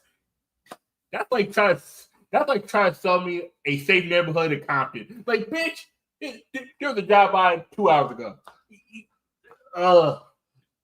And digital avatar. See, look at half this shit. NFT launches, digital avatar. Shit you technically can't own. That can get deleted tomorrow. They can sell you something today, take it back, and then sell it to you again. Like, at least when Fnatic, remember when, like, I don't know if people remember this, when there was, like, Fnatic tried not doing this, but Fnatic, at least it looked a lot more like they were kind of like crowdfunding expenses to help themselves out, which is crazy because Fnatic might be going through some financial problems too. Fnatic didn't end up getting this bad with it. They weren't selling fan shoulder package. They're like, okay, you send us some money, we'll fly you out, do some content with you, meet the players. That's realistic, right? That's realistic, right? This is like one of those. This is like a Chris Brown thing, paying $1,000 to get groped by Chris Brown. Like, there's women who pay $1,000 to get bent over by Chris Brown in a picture for us to see. Imagine you dating Lennon and then her favorite singer, whoever her favorite singer, and then she paid $1,000. Taco tamale motherfucker. Yeah, imagine her paying $1,000 to take a picture of her getting bent over in the picture. And then he's over there and she over there. Oh, it's like that story. Do you remember that story? Remember that story earlier this year where that lady got scammed when Brad Pitt profile contacted her and she sent that person money? Yeah. Remember that? And then Brad Pitt was like, I never sent this girl money. I don't know who this is at all. She was like, I got tricked. Can I get the money back? Yeah, like that dude that paid what? That literally tried to pay $35 to see Pokemon. They got scammed. Like, yeah. Good Lord. They sold live stream game promotions. Live stream game? What is that? They sell you wolf tickets. That's like a girl saying, if you pay me $3,000, I'll come to your town and suck your dick. And then she never shows up. Bitch, you got scammed. Okay, I want to make sure I go through this again. Then, okay, so Lee Jeming tried to keep the club afloat with increasingly odd ventures. Odd is a stretch. NFT launches, digital avatars, renting trophy usage rights for Photoshop. That's retarded. You can do that shit for free. Renting trophies. What does that even mean? That mean I get so like you know how like teams have like trophy cabinets. He wanted basically to rent that room for content. You can do that for free. What? You don't even just get a green screen. They were selling nigga wolf tickets. This is for dumb niggas. This is like when someone says, "Oh, hey guys, I got a new crypto coin." No, the minute someone I watch does that, unsubscribe. I just block all your shit. I'm not watching this shit anymore. Gonna get that hawk tool on that coin. Like what that happened to my cousin. He was watching Logan Paul, and then Logan Paul said, "Oh, I got a new crypto coin." I remember that one. He almost bought it. Nope. Deleted all his shit. Made sure he ain't never watched a Logan Paul video since then. Hell no. They were selling you wolf tickets. Apparently there's more. In April 2024, Lee admitted publicly that the club had a shortfall in the tens of millions of won, with 80 to 90% of monthly expenses going to player salaries. He even floated a plan to mimic New Oriental, a private education giant that successfully pivoted to live streaming e-commerce, envisioning RNG as a gaming equivalent in just 6 months. His admission that creditors had confronted him in his own office became a vivid symbol of RNG's plight. A lifeline? There ain't no lifeline here. Amid the wreckage, takeover rumors had begun to swirl. In mid-June 2019, world champion Doran claimed a buyer was in talks. The identity is so unexpected, no one would have guessed it. Stronger than the Saudi prince, he teased on stream, a nod to earlier rumors that Team Falcons, backed by Saudi investment, had offered $8 million for RNG's LPL slot in 2025. Doran firmly denied that lead, hinting instead of at a buyer with close ties to Uzi. I'm just saying right now, if they didn't take that much money, that org just needs to burn. Hey, here's $8 million for your absolute zombie org. No. I think they were trying to they'll scam their fans. They'll scam their fans, but they won't take money from the Saudi government. Good, nice morals, RNG. What? That's me. Oh, we're not gonna take no money from no homophobic fucking people. Sand inward. But then you'll scam my black ass. Okay, all right. That's that bullshit. That's that. That's that. Like, and I fuck with Dr. Uber, but that's that bullshit. Where like, oh, you can't date a white woman, but it's like the one person, and this is fucked up. Dr. Uber, this is white woman that likes him, that was willing to help him, give him money to start his university. He would not take it. I would not take no money from no white devil. I was like, Umar, you are broke. You ain't got no bank account. What RNG's fall reveals: the RNG collapse exposes deep structural flaws in Chinese professional esports. As one journalist of whatever that is wrote, esports isn't just about thrilling matches on stage. It's a complex capital game with corporate operations and legal responsibilities. Yeah, that's what's called being a sport. Yeah. How's that even a hot take? Yeah, you have contractual obligations if you say to this sponsor, I'm doing this for you. Can I have your money? What? That's just basic. The endless contractual disputes also highlight the lack of legal protection for players who are often at a disadvantage against their organizations and poorly informed about their rights. They should read the contracts then. Their eyes are small as fuck. They can't read that shit. Unlike structures like JDG, whose parent company's e-commerce revenue provides stability. Yeah, that company that's behind JDG is only going to provide more money only to a certain point. At a certain point, if there's no consistent revenue stream, who's to say that company just doesn't back out? But then again, I'm not saying they are. It's just like that's always going to be in the back of your head. It should be. RNG never built a sustainable business model beyond sponsorships. No organization has. A fatal weakness once the drama scarred partners away. they better not have. If I find out they turned down money from Saudi people but try to scam fans, that might be some of the biggest L's we've ever seen. It probably and is we won't. the biggest L. Hey, we won't take $8 million from you. No, stand in words. You guys are. We'll scare our moral. fans. We're gonna scare the hell out of them. We're gonna give them. They're gonna throw a wolf ticket. Oh, let's sell you. Let's sell you NFTs. NFTs, the biggest scam that ever existed. Oh, let's sell you a beach economy in Wuhan. Bitch, I'm not going 50 miles to Wuhan. Fuck you mean, bitch. And then you want to take my ass back to America. All right, cool.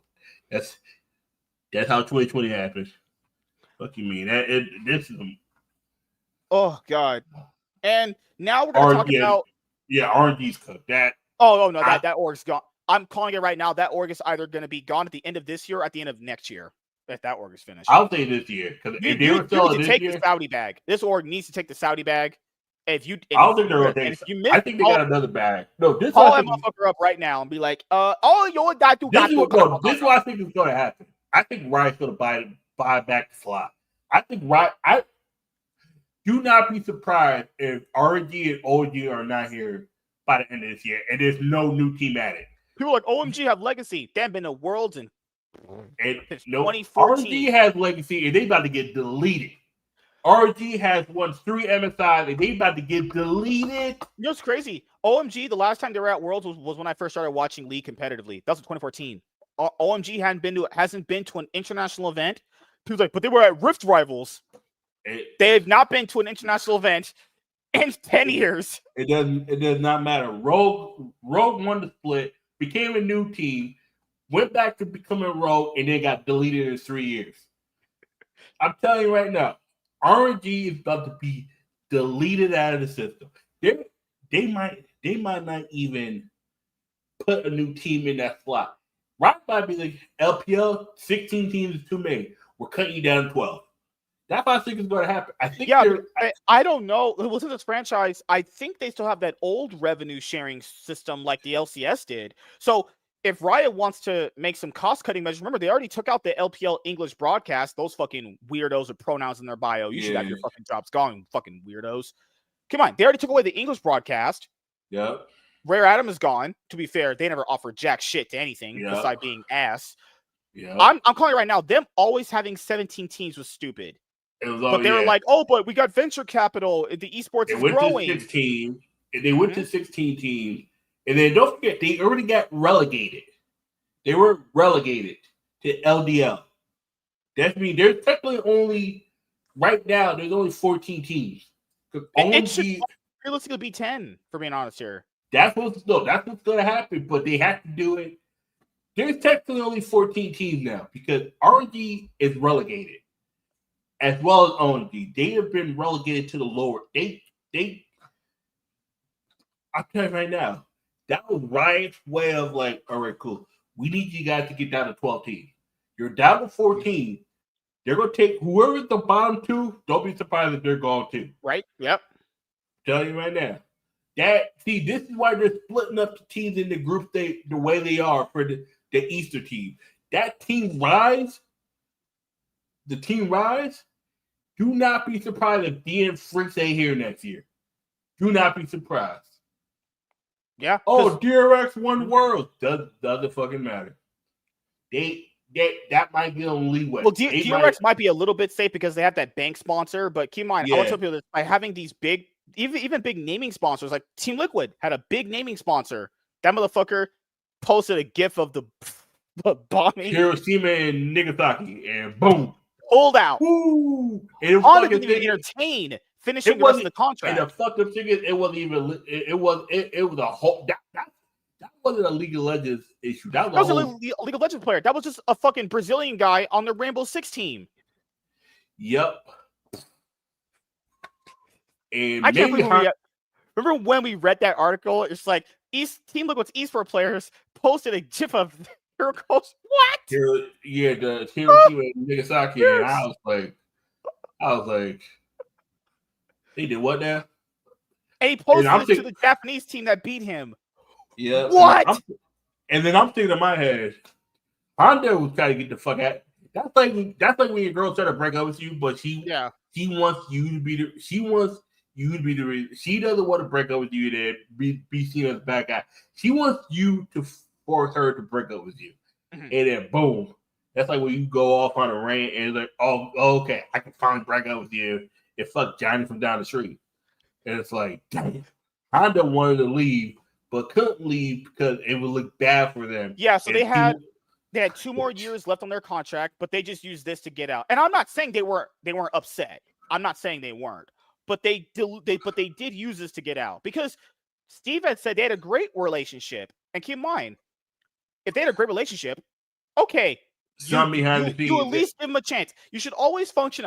For me, unless it's really bad, you give someone a chance. You give them the chance to improve. I think the company themselves, is it the company or was it with you, Steve?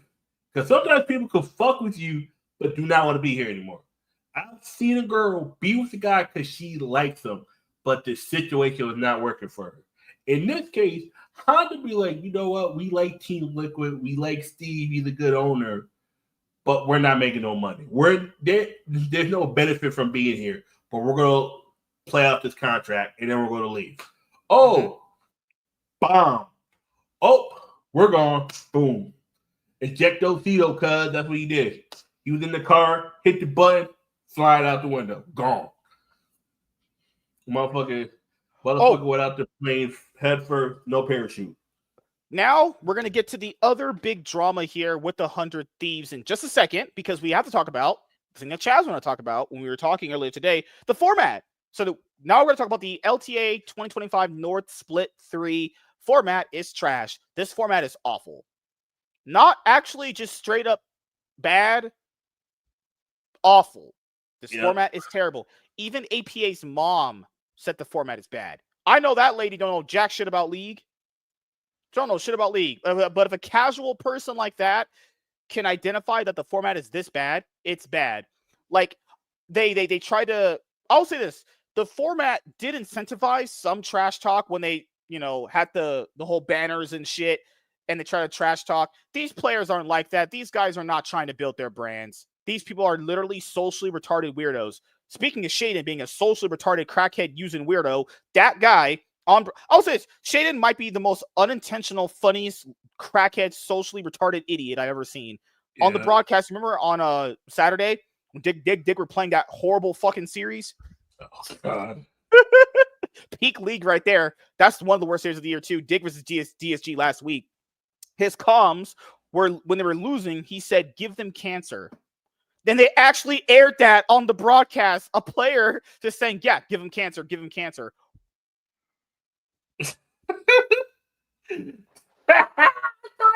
I saw that show. Like, I can't. I mean, I will say this: Shaden is unintentionally stupid, but that is great. But outside of that, why the fuck is Riot airing that? Why? And then people want to defend this shit. I'm like, yeah, this is cinema. You remember the moment and the moment of the game where I think Zayu was playing Jarvan and he flash ulted and 5 people killed himself. Yeah. What am I even looking at?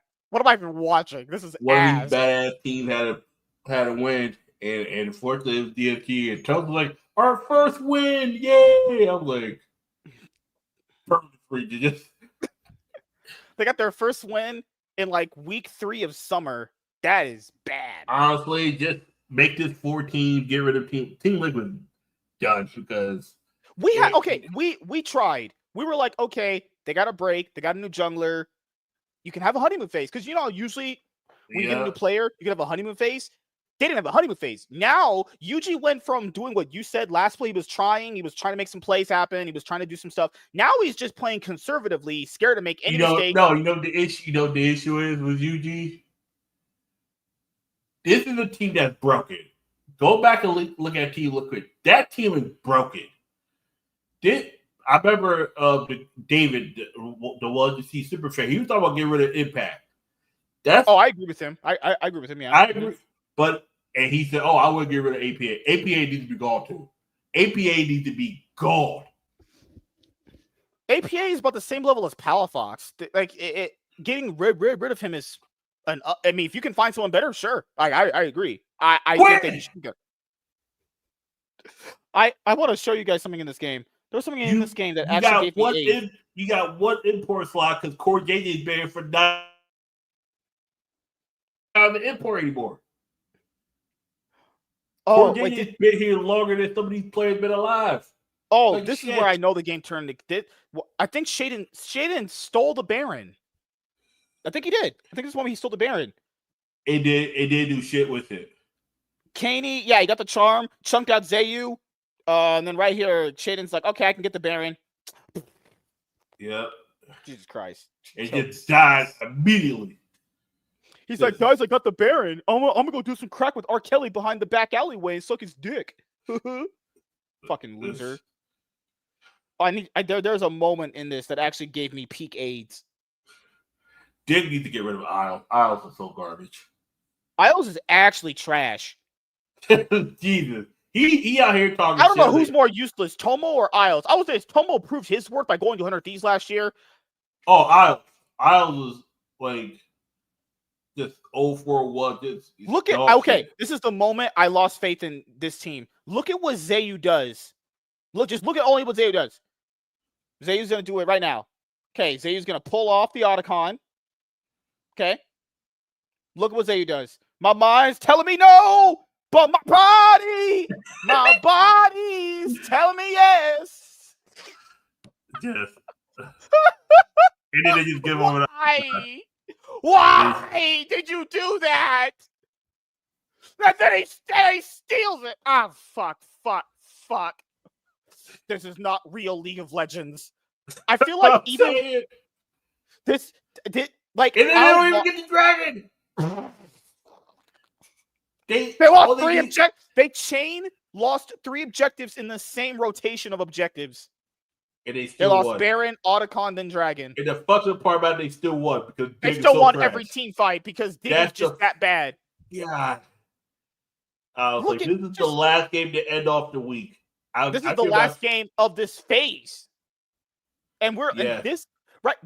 So 100 Thieves versus Pain, DSG versus Dig, and Bro versus DNF, and DRX versus DK. The 4 worst series I've seen this year. Oh, yeah. Oh, throw Team Vitality versus Team BDS. That was. Yes. I'm about to say, please say that. Yes. I just don't know what Zayus think he's doing. Why? What possessed him to do this? Also, not real. Also, another one. Genji versus Nongshim, what I saw this morning. Oh, yeah. Not because it was bad gameplay, because of how one-sided it was. Matter of fact, put T1 and KT in there as well. Because the last series from T1 and Genji, not facing each other, but the last series they played, some of the just one-sided League of Legends I've never seen. These motherfuckers were done in under 50 minutes.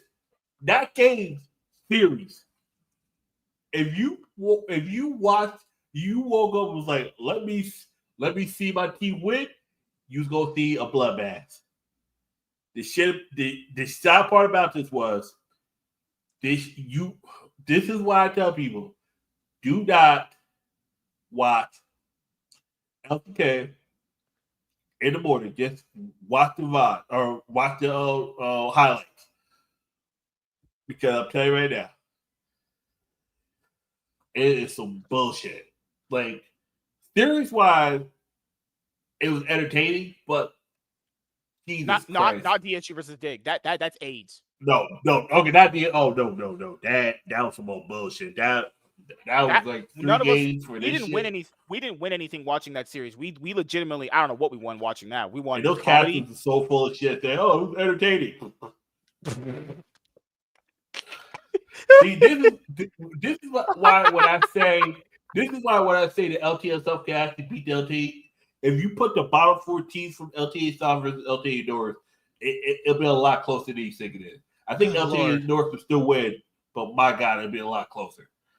The LTA North top 4 is significantly better than LTA South top 4, but their bottom 4 team is a lot closer. like 100 seeds might be the best. And that's a team limit, but honestly, it doesn't matter. Both teams are fucking reeling right now.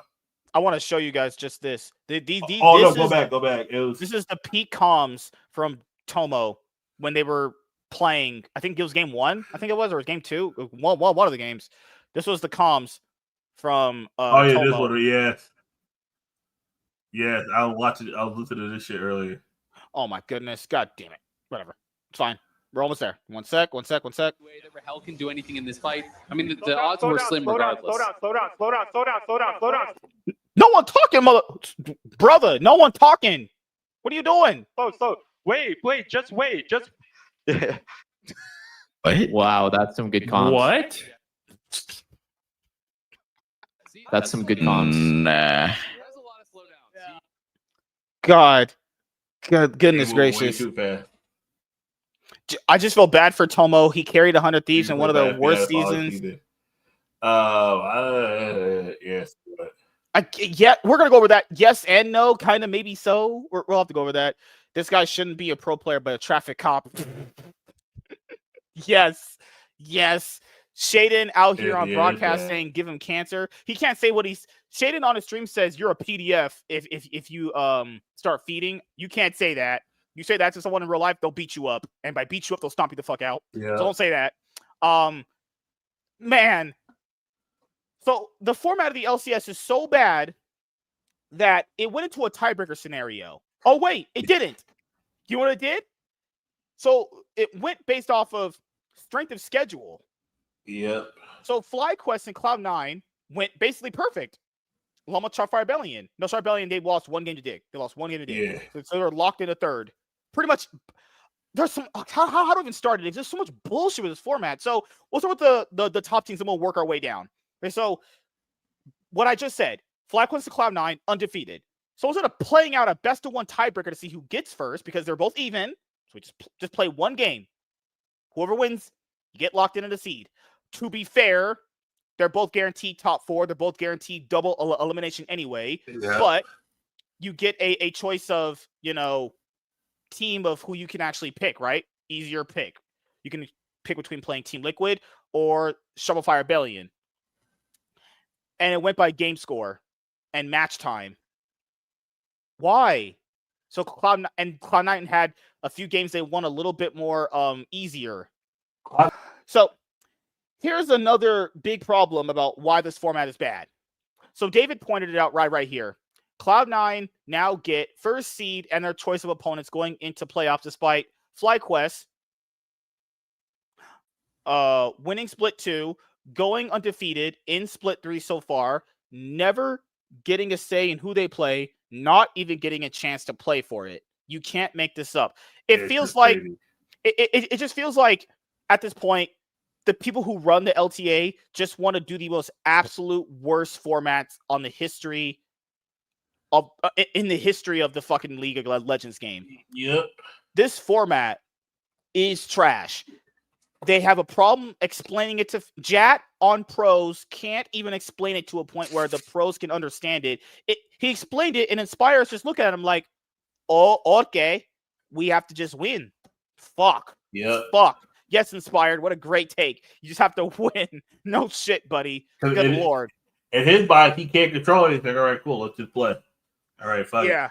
Like Jat explaining the format to people, they don't understand it. The format itself, when it was, we even said this format's gonna be trash. The best teams can pick the worst teams. That's booty. We already called this one was gonna be trash. Was it the worst teams pick the best teams, or it would still equalize on anyway? Because how did 3 undefeated teams? Because they face 3 people each differently, and they beat them both. Oh Jesus! 2-0s, and that's also based off strength of schedule. And the other thing me and Chaz want to bring up here for you guys is this is Shopify Rebellion strength of schedule right here. So this is Shopify's. They face the worst teams in the league. Now, Lion actually ended up having the hardest strength of schedule. And Lion started out their first best of 3 this split with Ayo, because that's not Yayo, that's Ayo. Ayo, your top lane play is booty. Your name is Mayo. Mayo shit.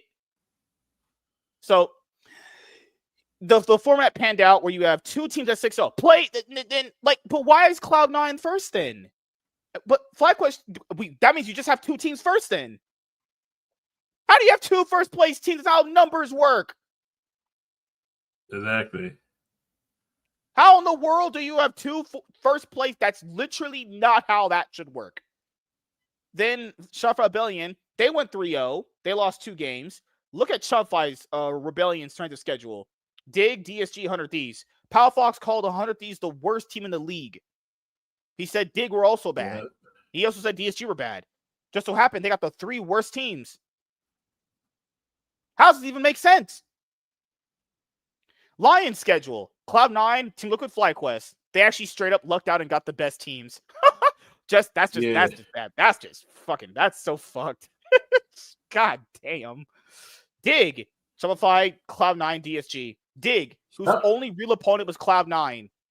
Shopify got the easiest schedule. They got Dig, DSG, and 100 Thieves. What kind of shit is this? Cloud9 was 3-0 and didn't have to face 100 Thieves. Cloud9 had the hardest schedule, in my opinion, because they had Lion and Team Liquid. Fly only had. That's crazy. In this format, that means Cloud9 and 100 Thieves never even had a game together. Yeah. Wild shit here. Fly had Lion. And you know what's also shitty about this format? Same issue I had with the previous format in spring. They play all this. No one gets eliminated. That means Dig is running it down week after week after week. Same with all the other bad teams. Running it down. They're not eliminated. Yep. There's no fear that they'll be eliminated. But we have the elimination phase. Exactly. And that's what I told Chaz a few days ago. What is the difference between Shopify Rebellion going down to Dig? What's the difference?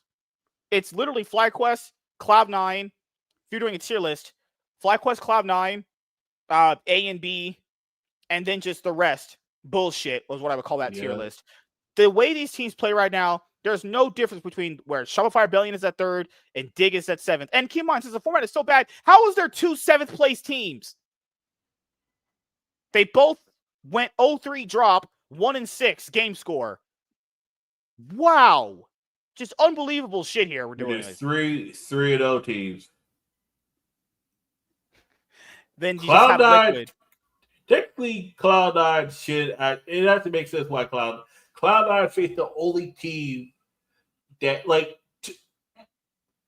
2 of Cloud9 3 wins came against, like, they beat. I think everybody beat Dig. But that's the only one that came against from 100 Thieves. FlyQuest and Shopify beat 100 Thieves. But then Cloud9 actually had a face Lion to beat them. They faced Team Liquid and beat them. And they faced Lion to beat them. Or I think because I know, but either way, And you know what's crazy? If FlyQuest had gotten to pick the opponent, because to be fair, this is why you know Shopify Rebellion's everyone's bitch, because if they make 4th place, everyone's going to pick them if you're getting the 1st seed. And Cloud9 people are like, but they're scared to face Fly. Everyone is going to pick the easier opponent if you have a 1st round, because that's your reward for getting 1st. But did Cloud9, I mean, yeah, Cloud9 did get 1st, but like, to be honest here, they didn't play a tiebreaker to see who's legitimately 1st. You can't have 2 first-place teams. That just makes no logical sense. That would be like if there was a Super Bowl and both teams win. Or we're both champions. What? I don't think that makes logical sense. So now we have losers bracket, qualification match. If you lose in this, your year's over. I forgot who goes first. So you play it's the winners first, and then it's losers.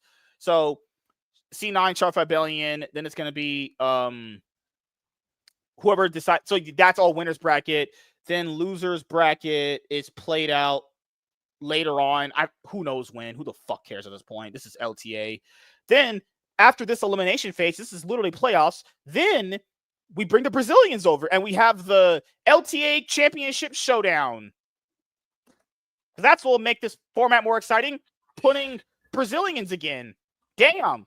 Yeah. I remember winter, we beat the shit out of them. They improved since then. I'm going to press X to doubt on that. I'm just gonna press exit out. If they show me a cast with that law chick here, oh my god, your boy might have to try lick her butthole. Joke aside, only team that's worth any damn is Furia. You know why Furia is only decent in Brazil? Because they have an NA coach. They sure weren't jack shit with their own coach, their Brazilian coach. Exactly. Here's how the games are gonna go. Cloud9 is gonna beat Charf Rebellion. FlyQuest will beat Team Liquid, and then crazy guys. Insanely great prediction here. It's gonna be FlyQuest and C9 again. Yep. Qualification match. It doesn't matter. Nobody wins watching these matches. We all lose watching this shit. None of us win anything watching this shit. Dig. Guess what, dude? We get another rematch of Dig versus DSG. I'm gonna just straight up skip that series. I don't think that should never happen. Yeah, we gotta rewatch the shit we just rewatched. People are like, DSG can choose their opponent because they finished 5th. Let's just choose Digging. Let's just run it back. Run it black. If they lose to Dig, running it black, I'm about to laugh my ass off. I know Dig ain't shit, but you know, I'd rather watch Those EU. need to be on the watch. Team Liquid won a single best of 3 against 100 Thieves. Proceeded to go 3-4. They themselves look bad. Yeah. They lost to Lion. Lion had the toughest strength of schedule, barring the top lane substitution that they just brought the guy in. Like, holy crap! This format is unbelievably off. Like, what is after this bullshit? The finals are September 7th. Yep. Yeah, the finals are in Sunday, September. At that point, so we're gonna bring all these Brazilian teams over here. Why? Who the fuck knows, honestly. Yeah, so here's where we're at. This is the elimination phase. Top 4 teams, upper bracket. Bottom 4 teams, lower bracket. For rounds 1 to 2, teams with the best records choose their opponent, match their best of 5s. Top 3 teams are going to qualify for the regional championship. So the top 3 teams will move on, and the rest are done. So what's the regional championship? It's basically when the Brazilian teams come over again, playing like what, single round best of 5s? Yeah, single round best of 5s. Seed 2 faces C3, Seed 2 faces C3, Seed 1 faces Seed 1. So if you're first seed coming out of this, you get a bye to round 2 facing the first seed of Brazil. So it could be like Cloud9 faces Furia, FlyQuest versus Furia. So it's just basically their top 3 versus our top 3. So, you know what's crazy, dude? We're going to have an LTA finals, but not be the finals, and it's just a regional championship. But this is qualify for Worlds. Yeah. I hate this fucking league. God damn. Yeah. All right. Last thing to cover. There's some massive 100 Thieves drama. So, 100 Thieves announced that they were going to bring in Dokla, who was the top laner last year in the, LCS. He played on NRG with FBI.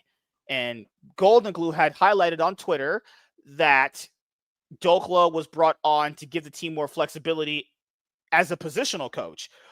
But this is why I didn't think that was super genuine, because I've seen this happen many times. I mean, I just highlighted the fact that RNG swapped out their jungler for another jungler because they saw him play good at just an all-star event in an off-season. Fucking insanity right there. So I want to bring up the tweet that Golden Glue had, because it also highlights just why not just be open and honest about your intention, because 100 of these, they're done being a part of League after this year's over, right? It's finished. And then they get into a situation that they've been in the same situation years past. The Meteo shit, this shit with Cody's son. People say Cody Dunn. Haha, very funny. Yeah. Back in the day, that was a joke. He's Cody Dunn. The whole Cody's son Ricard situation, Meteos, the situation with Someday and Fate God and their bullshit in 2019. So, and I don't know right now, is it the players just don't want to play with Sniper anymore because it's rumored that he kind of runs it down in scrims? I don't know. They all probably run it down in scrims. You can't tell me with a straight face Ayla doesn't run it down in scrims. You be a liar. Oh, yeah. You be a fucking liar. You can't convince me of that. This gameplay on the stage sure isn't changing it. But the balance was, okay, Sniper He runs it down in scrims, but he kind of smurfs on stage. Well, if he's not smurfing on stage, then this is the result you get. Young player, they say he's happy-go-lucky. Maybe the players kind of want him to be a little bit more serious. But this is a young guy, right? So we're now at a position where, pun intended, we're now in a position where they hired Dokla to be a positional coach, and then the coach is supposed to help guide him, but then Dokla is now brought in as a player on the team. Why didn't they just announce he was a 6-man player? Why? Stixay was a positional coach. He eventually took the spot in Golden Guardians. Every single time I've seen this, the player who's the positional coach, who's not currently playing, takes the spot. This is what Golden Glute's own words were. I think it was this was last week. Let me make this a little bit bigger right here. To provide more context for adding Dokla as our 6th man, he has been a tremendous resource for both us. He has been a tremendous resource for us both competitively and culturally. Sniper and Dokla will share the spot to increase our flexibility in the draft. But the message from Golden Glue was clear. This is going to be a 6-man player, which would make sense. But for some reason, the community thought it was a positional coach thing. So maybe the messaging was different on other platforms. Maybe it was. But why would they bring in Dokla, people? Why? Because Sniper, he had been having issues. Like last year, he played really well. He kind of faltered at Worlds, but they all kind of did. And then this year, he'd been hard running it down in most games. So it would make sense why you gotta realize with a lot of leagues, top lane was always the weakest lane, and that was always if your top laner could get those resources, they always target them. Think about it. We just saw T1 versus KT. KT literally just targeted Doran.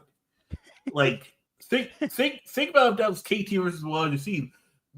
Sniper would probably have 15 deaths because you gotta realize they're just target a lot of teams, a lot of these regions, all they do is, top lane is by himself, he's behind, or he's equal, let's target him.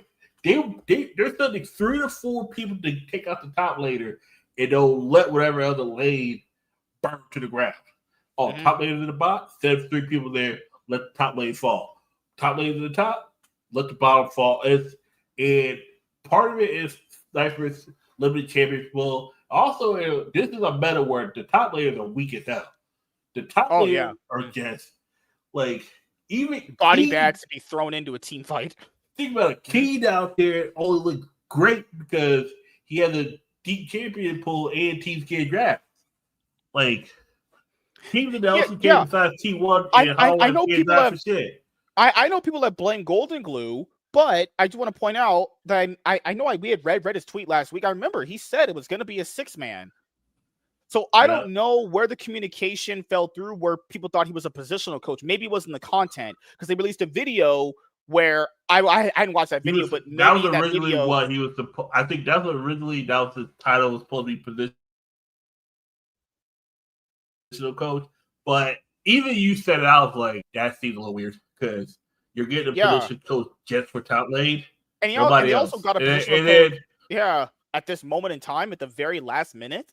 It's like, Also, Dokla played with FBI, and there was a pros episode when 100 Thieves finished first back in winter after they upset they upset Team Liquid that day. And FBI said this literal word for word. He said, well, nobody listens to Sniper. Nobody pays attention to what he says.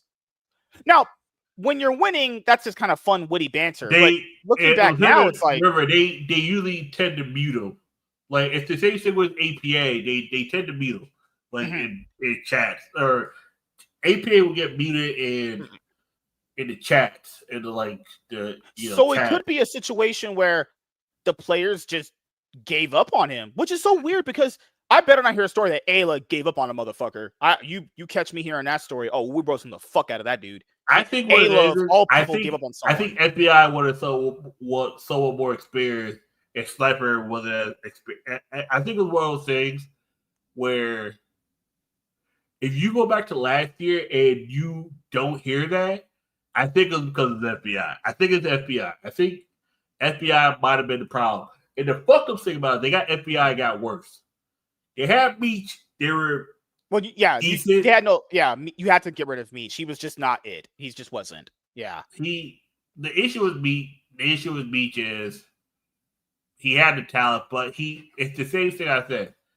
The big league and the little league and the minor leagues there's a big gap, a skill gap. That's why some players can be king in the Challenger League, but cannot move up because if you're too good in one area, unless you are swapped off to another region, like Poby's popping the fuck off at LEC. We even said it. The talent of the LEC mid lane is very weak. The mid lane pool is bad. All he has to do is just be relatively good-ish. We said if he's just like Loki, he could be top 4. Shit, he's already better than Humanoid. He ain't ended. That was, to be fair. I didn't doubt otherwise. Like, fuck. I didn't doubt otherwise he'd be better than Humanoid. Humanoid was literally Yone ulting to KYS. That he was just small until he would be like, oh, okay, team fighting going bad. Let me just myth click, go forward and get killed, and then my whole team's trying to fight with me. Yeah, and because Sniper, whenever he was interviewed, he was like, "Well, yeah, our team are all cool with each other. We're all close friends." That every year I hear that from random players. That applies only when you're winning. When you lose, you start seeing the flaws in everyone. When they were winning, Winter upsetting every team, going to finals. Even last year, upsetting Cloud9, going to Worlds. I imagine they were all good. I imagine there were some good friends. Yeah, but when you start losing, getting curb stomped the way people have been talking about them in scrims, they say this is the worst team to scrim, and we've heard that for the past 2 years. Yeah. Of course, at some point when you're losing that much, something is going to break. So I guess from Golden Blue's perspective, they bring in a new top laner, change up the dynamic, kind of. And it got worse. Dokla looked like shit. I'm sorry. And come on, Tomo went to 100 Thieves last year. They brought in FBI. Being honest, I'm not saying they should have kept Tomo, but it's one of those, like, same thing you said with Doran and T1. You know, at this point now, you got rid of your better player for a player that you thought was better, and now it's made your team worse. It's like sometimes you get a Doran that fits the team, and sometimes you get a play. Sometimes like. We can all argue that Thieves is better than Doran. Yeah. But sometimes it's not about the better player, it's about how they fit with the team. And Tomo fit. You can look at how they played last year. They fit better with Tomo. Yup. He just and this is why people put so much stock in Worlds. Tomo literally turned 100 Thieves season around, got them to Worlds, and then he played badly at Worlds, and they're like, you know what? We should get rid of this guy. But he wasn't the reason why they paid, but Alo he was just, I don't know what Alo was missing. That motherfucker was just not there. I was like, what the fuck? Wait out here doing? Playing Vex, going 0-10. We're like, brother, you need to. But that was drafting. That's drafting issue. Go to Glue should have got smacked in the mouth for that. God damn. Go to Glue just drafted some bullshit. And this is Vex on quit is just such an L. Part of me was like, this is mostly drafting. Part of it is. But imagine how that feels as a player. You go to an org, you turn the whole org around. You're the vibe. You're the aura farmer. You pull off the upset. We knew they weren't going to win the split. We knew they weren't going to be Flock or Team Liquid. They got the Worlds, and he performed a little bit bad at Worlds, and they're like, you must go. It's like, god damn. And then Digger like, man, Tomo's pretty fucking good. We should have never got rid of the guy. He goes back to Dig. He sucks because Dig is bad. Now we're just making loops around this org. You know what it was? It was like, all right, cool. It was like, oh, all right, you're good, but he never really fully wanted him. Like, all right, you're good. All right, cool. But the thing is, too, his contract was a temporary contract. They're never going to keep him. That's the sad part about it. Here's the other thing that was highlighted in David's video is this quote that Contracts made. I think it was the NA Men show. Yeah.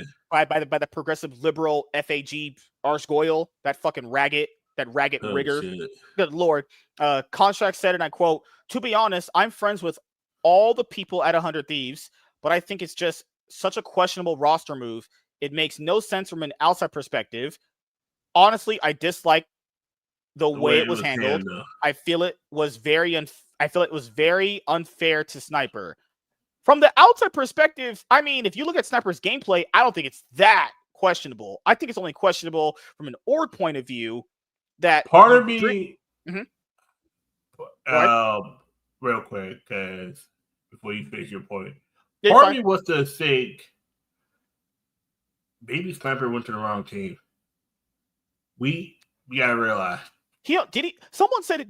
Could you remind me if this is true? Someone had said this in a comment section of what video. They said he slightly alluded to going to a different team. Like he already mutually agreed to join a different team. And if that's true, holy motherfuck, everyone's getting poached. But people say, yeah, no. Everybody, the only player that was not rumored was River. River, they said Ayla was up in the air. FBI was rumored to go to another team. Quit already. There's apparently teams at LCK. There's two rumored teams in the LTA. I'll say in a minute who they were that could poach Quit. And Sniper allegedly had two teams that could have poached him.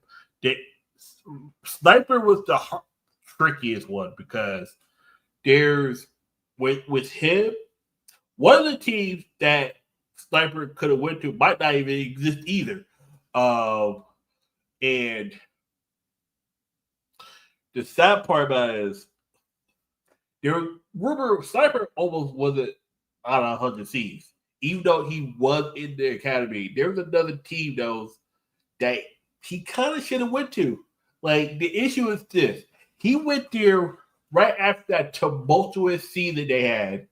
That bullshit. You go from a rookie top laner to another. Oh, we got Someday back. Then Someday leaves. yeah, somebody just straight up fucking retires. Yeah. You went from, think about it. You went from Tenacity to Someday. Both of them retired within a year. Now you get 2 years of Sniper, who's the guy you really wanted, but he's too young. But the issue is, by the time you got him, the team you was trying to build him around was no longer existing. Was no longer the team. You needed younger teammates. You got a bunch of veterans. River's been there for years. He's not there, but he's been playing for years. FBI's been playing for years. Quinn's new, but you gotta realize Quinn's from LCK. That's a whole other different level. Plus, Quinn's been there since 2023. Like, you needed people that kind of were a year, probably like new to the game, or not to the game, to the scene. And then Ayla's been there for, I don't know how long Ayla's been playing, but like Ayla's been, I know he's been in league for at least since 2022. Ayla, he's been around even since back when Oceania was considered like a it was a while. But the thing is, you change Sniper's play style. It's the same thing with 30. The only thing is, Sniper had more of a leash. Now you bring in Dokla. Sniper is this very happy-go-lucky guy, very positive, very talkative. The rest of his team ain't really talkative. If they are, they're shit-talking people.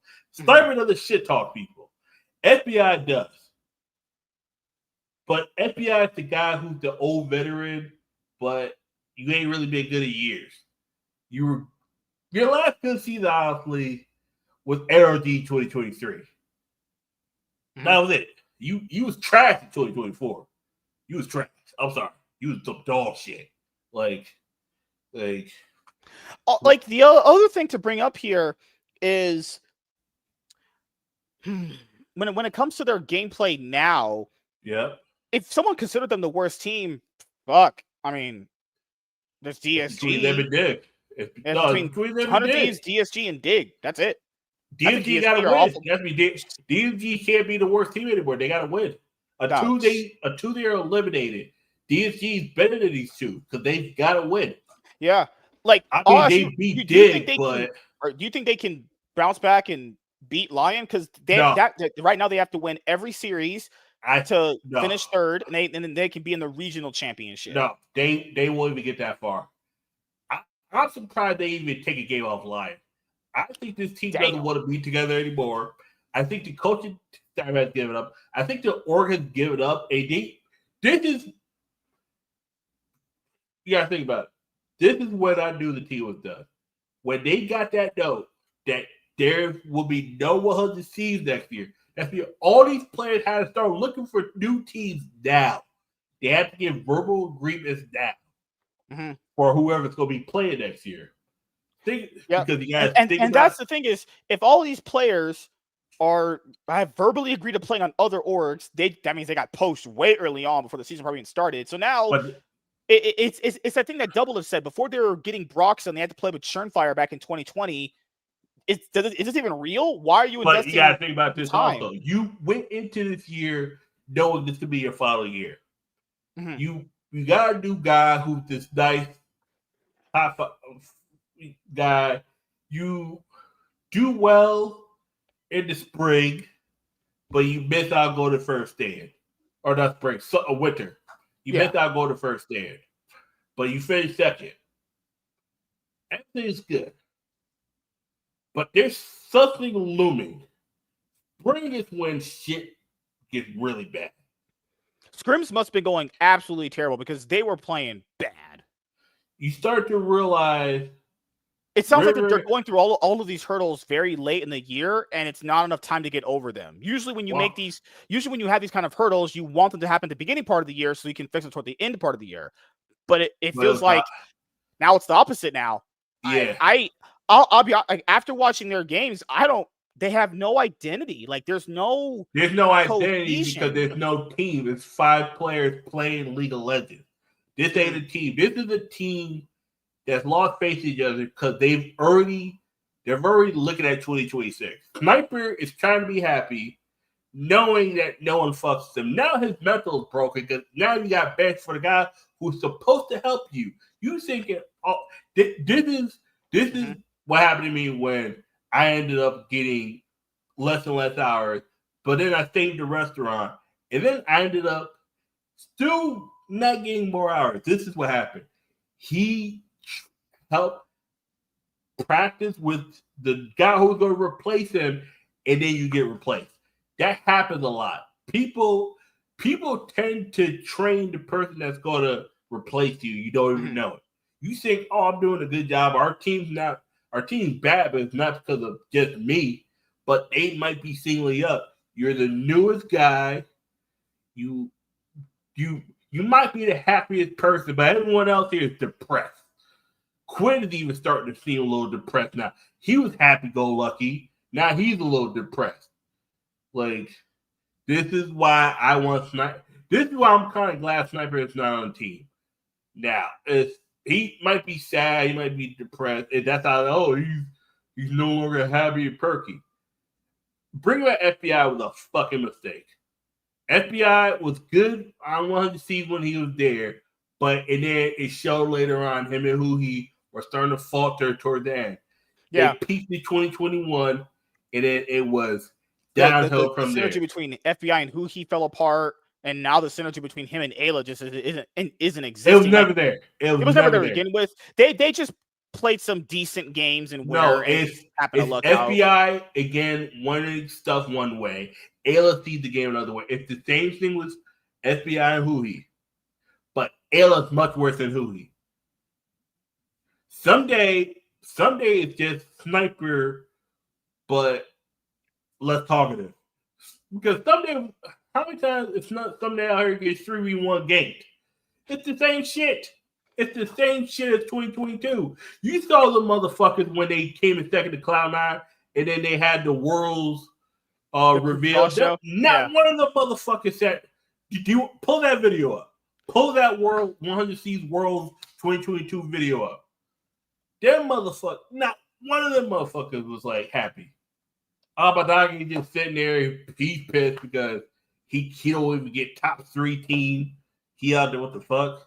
This thumbnail does not convey the right reaction that I saw. Like, make it a little bit. Like none of them are really close to each other.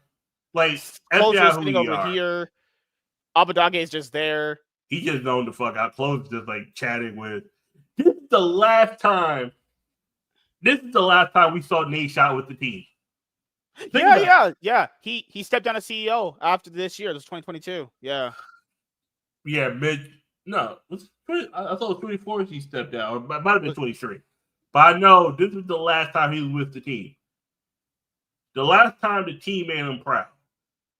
After that, it was straight to shit. Good but Lord. No, matter of fact, you know when I knew Nate Shot was done? It's when Beerson quit. Bjergsen. And then he didn't tell nobody. Yeah, Bjergsen just this up and motherfucker quit. just like, I found out when you guys found out. I could tell at that moment he was like, I'm done with league. Mentally checked out. He was already mentally checked out because he wife, kids, this shit was stressful. A lot of these that shit plus that streamer motherfucker who didn't want to do no work, but they wanted to get paid. That shit I could tell stressed him the fuck out. That motherfucker was starting to grow gray hair. And I was like, he was like, do I go? He said, what's worse, going bald or going gray? Going bald. I'd rather have hair be gray hair than be bald. Being bald is just much worse. Unless you're black. Here are some of the comments under David's video. First one is a great video. I totally agree. Bringing a guy in as a positional coach for a week under the pretense of developing a player and then completely replacing the player the next week is messed up. Happened with Jezus, another player. Bwipo, how do you guys think Bwipo got in? Bwipo replaced Soaz during the finals of when Fnatic faced G2 back in 2018. They had played with Soaz all the way up to that point. Soaz was having some issues in scrims, and Young Buck was like, hey, Bwipo, you could be our sixth man. Swapped him out. Right when they saw they could have someone better, they're like, bye, Soaz. Soaz did pretty well. These teams will swap you out with someone better the moment they get a chance. That's life in general. That's businesses. Yeah. They find someone that either has slightly better potential or they're gone. Jezus did this two times. Jezus, with Mickey X and Han Sama were a bot lane on Misfits. Jezus said when he was their coach, the bot lane lacked shot calling. What did Jezus do? He subbed out Mickey X, put himself in that motherfucker. That shot calling didn't improve. That fat fuck just wanted to play. That happens. See, I got let go, and the guy who let me go became the chef, and then and then he ended up almost burned out the kitchen. And then they asked me to come back. I told him to suck my dick from the back. Then I was like, unless you let me fucking no. Imagine you getting fired by the motherfucker who takes your job, and then that motherfucker's worse. And then they want to bring you back, but not give you the pay raise that you're supposed to get. Oh, we'll give you the promotion, but you'll keep your old pay. Nigga, suck my fucking dick. Like, what the hell? I feel like 100 Thieves being inconsistent and awful in scrims for like 2 years has to stem from coaching. I think Sniper would have grown a lot more as a player in a more serious organization environment. Kind of unfortunate for him. Yeah, I've heard since like last year with Meech that team was running it. Oh yeah, no, Meech. That's the issue. Remember last year, Cloud9 got like third or whatever, or first whatever, and they were like, "Yo, give us 100 Thieves," because they got to pick. They're like, 100 Thieves is overrated. We're gonna pick them first. 3-0 them. People were like, "What's happened to 100 Thieves? Are they this bad?" Scrim results versus on stage can be very different, and like that would have to be a coaching thing. If your players aren't improving in scrims, that's on the coach. Why can't you guys improve in scrims? What is going on? And they couldn't improve for having Meech, Tomo, and FBI. That's 3 different ADCs they've had. They're just TSM of fucking ADCs or something. As a C9 fan, Sniper is my favorite. You're lying. Ain't no one said that shit. Sniper, come to South. Keed or Isurus need a new top laner. Sniper ain't going to Brazil. No way. He could. Sniper is such a great personality and good player. It sucks, but I'm worried without a top-tier org, Fly, C9, TL, Shopify, top tier? Oh, I'm done reading that. You lost me. Go back. Or literally even lying, picking him up. Back to T2 just to play out the rest of the career. Hey, sometimes that's what you need. You got to go back to tier 2. You got to play it out. Sometimes. If he goes back to a tier 2, he's going to be irrelevant. No one's going to remember him. It doesn't even matter. Sometimes, fuck it. Hey, my God! His brother is Viper. Yep. What do you think happened to Viper? His older brother was on FlyQuest. They brought in this player. Do you remember Solo?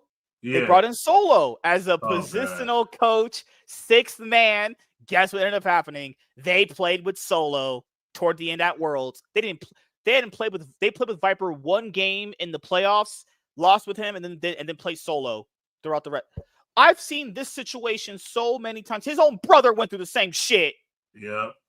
On Black, but this is back when Fly were owned by the fucking Bucks. Now they're owned by the fucking Florida Panthers. This is what I think with him is, if I'm Sniper, I just go back down to tier 2, play, get better. My issue is there's no point playing LTA. The LTA is so garbage. There's no point. Sven said it best on his recent pros episode. It's not a good look for Sniper to be hitting Masters in solo queue with barely 300 games played.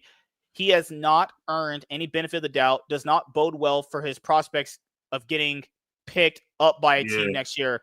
So are people saying he's just Oscar Renan, who's hard stuck Grandmaster?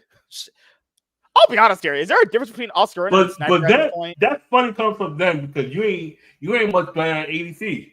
What the fuck? Like, and then you barely did that support. You was like a gold support for 5 years. Like, get the fuck out of here. This man wrote 5 paragraphs. This man wrote. God damn. Okay, so let's start it here. How do you? Oh, that's so much reading. Pre-contract or verbal agreement is this in pretty much every highlight. Poaching Willis not permitted by right does exist here because the 1C won't this coming the end of the month in League of Legends, so there's no obligation to not approach players that they are interested in. Is it moral or ethical? No. Is it going to happen regardless? Yes, because the team are playing against each other. It will take every advantage they can get in and out of the game. Douglas was brought in as a 6-man and a coach. He can still coach Sniper and play their competitive games, even if Douglas played the remaining games 100 seasons have left this year. Sniper would have played the majority this year. I don't think Sniper could criticize his. I don't think Sniper can criticize his game time, given he's been given ample time at start for 100 seasons in LTA for the majority of the year throughout all 3 splits. He's been relatively poor individually collectively. That's true. But but this year is much worse. But the thing with the moral and ethical thing, I mean, yeah, 100 Thieves is not going to be here, but that does fuck up team chemistry and team synergy. Knowing what you're doing in that moment is fucking worthless because you're not going to play with that guy next year. Like, that's a conflict of interest business. Performance it's the issue of General Sniper who's been not only off pace he was the whole year he was last year, but he is well below the level of LTA Doran's top laner. Who's the best top laner? It's literally just Thanatos, and that's it, right? He's like the only legit top laner. And Whippo, I guess. Thanatos the Whippo. That's it. Like third is Fudge, unfortunately. Yeah. I'll give Fudge credit. He has bounced back. He's been playing realistically, where your job is on the line, the biggest period of time was to see. Personally, I would pick Dokla. Nope, I disagree. I'm not picking Dokla. Dokla has shown on energy he is the weakest fucking link. Go back to Worlds 2023. That nigga was getting fucked in that ass, no Vaseline, by Deshaun. Deshaun was straight emptying that whole series. Them niggas got 3-0. And Dokla never took advantage of it, ever. Deshaun was straight emptying, and Dokla couldn't do shit about it. See, that's how I know you. He said I would pick Dokla over Sniper on form because so this is the problem. Experience right here. The only thing that the only part you got right is experience. That's it. Dokla is a player that will make. So this is the theory he's going for. He makes bad teams better, but won't make a good team great. Is that what he's going for?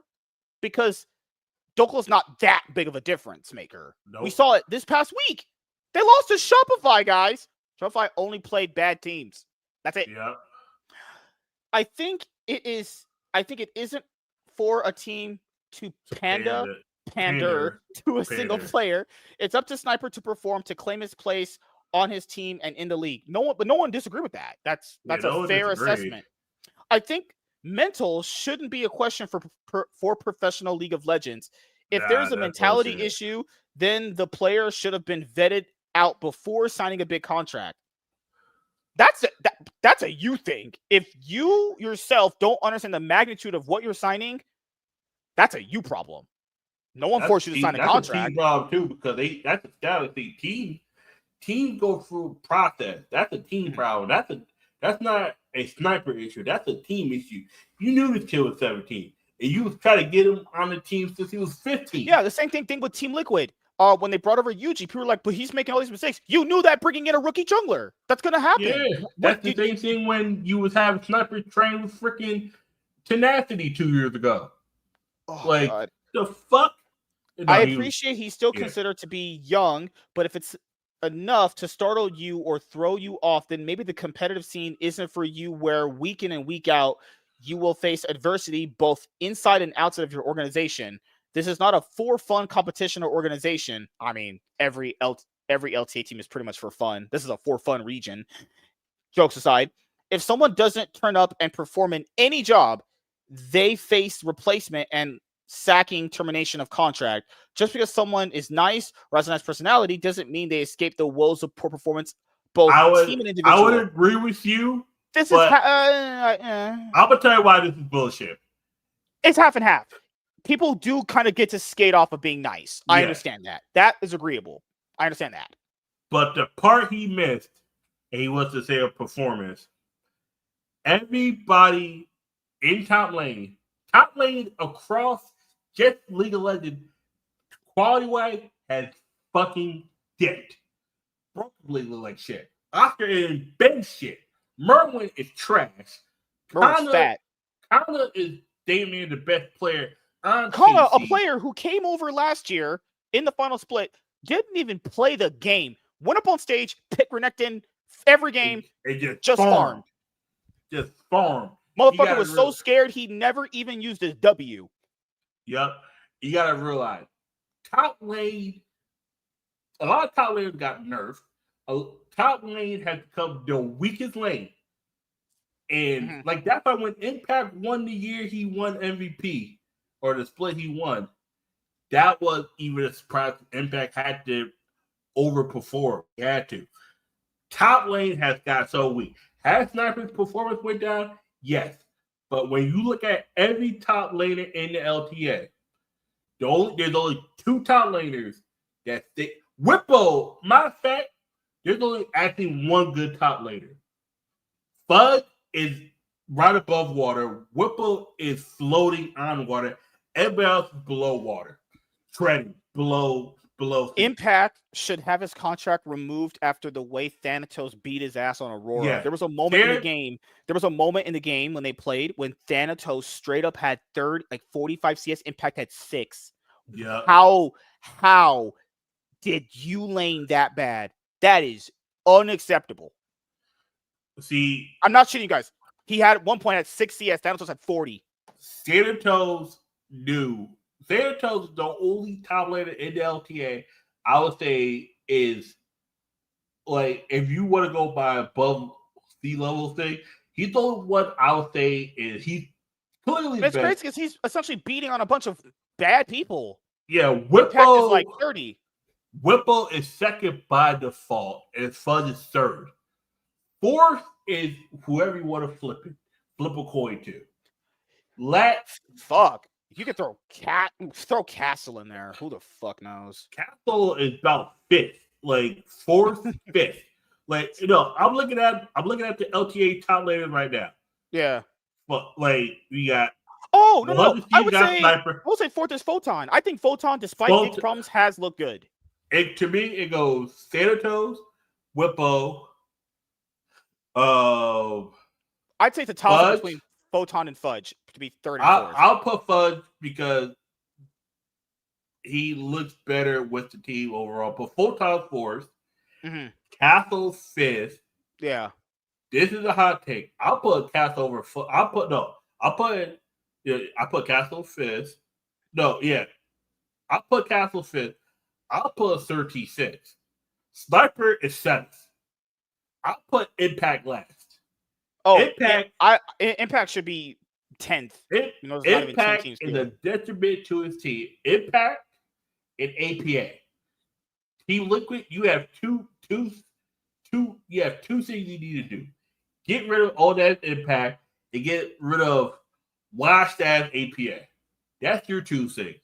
Sniper to me is the seventh best. Has he dropped? Yes. I feel like he could be better than Castle. I would put like I think he could be better than 30. I've always felt like 30 had a higher ceiling than Sniper. Yeah. But the problem is 30 was on Dig, and it's like when any player is on Dig, I wouldn't take stock in any of that shit. Yeah. Dig is just bad just by default. Dig need to literally have all their executives in that org go head first out the window if you want to ever build anything up. But they're like, but Dig were like, we have legacy. And what? L's? What legacy Dig got? But top lane quality had, and we said this, top lane had, game quality has dipped, but top lane had dipped. There's only 5 top laners I would say that were good throughout the whole, out of the 3, because the LPL, they got like 4 top laners. LCK, there's only 3 top laners that are good. Keen, Doran, and Thieves. Those are the only 3. Don't. There's nobody else. LEC, Broker Blade, Connor, and Merwin. I'll put Merwin in there because Merwin shows the fuck up when he wants to show the fuck up. Oscar Edit is a goddamn bot. He's a ward. Here was this was the last paragraph he had, which was organizations have no obligation to offer transparency on their roster choices. That's a moral decision for themselves of whether they feel that benefits them. And in this case, I don't think clarifying the situation benefits anyone inside the organization. Well, Golden Glue already did. In the tweet, he said they need more flexibility. I mean, he's pretty much the spokesperson, I would imagine. If they come out and say General Sniper hasn't been up to the level we expected of him, then it does nothing to the value of the organization or the player. Better to just say nothing to avoid further fires spreading throughout a team, which is abundant. This is much worse. Because when you say he hasn't been living up, you could go back and show tape of why he hasn't been living up. But when you skate around it, now you just don't have tape. If Dokla does not, you gotta realize. This guy's saying Hunter Thieves isn't serious. Hunter Thieves hasn't been ran by Nate Shot in about 2 years. Yeah, I would say 3 years. No, I would argue 3 years. Because, matter of fact, I would say that since spring 2023, when Beershey quit, mentally, I think Nate Shot was done with the team. That broke him. Because you got to realize, he was cool with Beershey. He was cool with it. And then you don't even tell me that you're fucking retiring? I got to find out with everybody else that you're retiring? You don't give me no heads up. Oh yeah, Nate Shot, I know you and I are cool. I retired. I'm giving you this heads up now. You could have given me that heads up weeks ago. I could have found somebody. Who the fuck did they go out and get? Did they have to go out and go to Korea and get quit? Yeah. And then that shit took forever to work. And then it turned out, oh shit, Doubleff was the fucking problem. Oh fuck. This guy says, I'm going to be honest. This guy says, I'm going to be honest. The coaches failed Sniper a while ago. They put him on nothing but support and tank top laners, which were never his style to begin with, and forced him to learn to adapt and learn how to play it.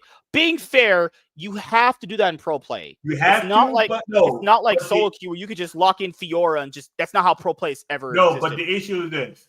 He's right and he's right and he's partially wrong.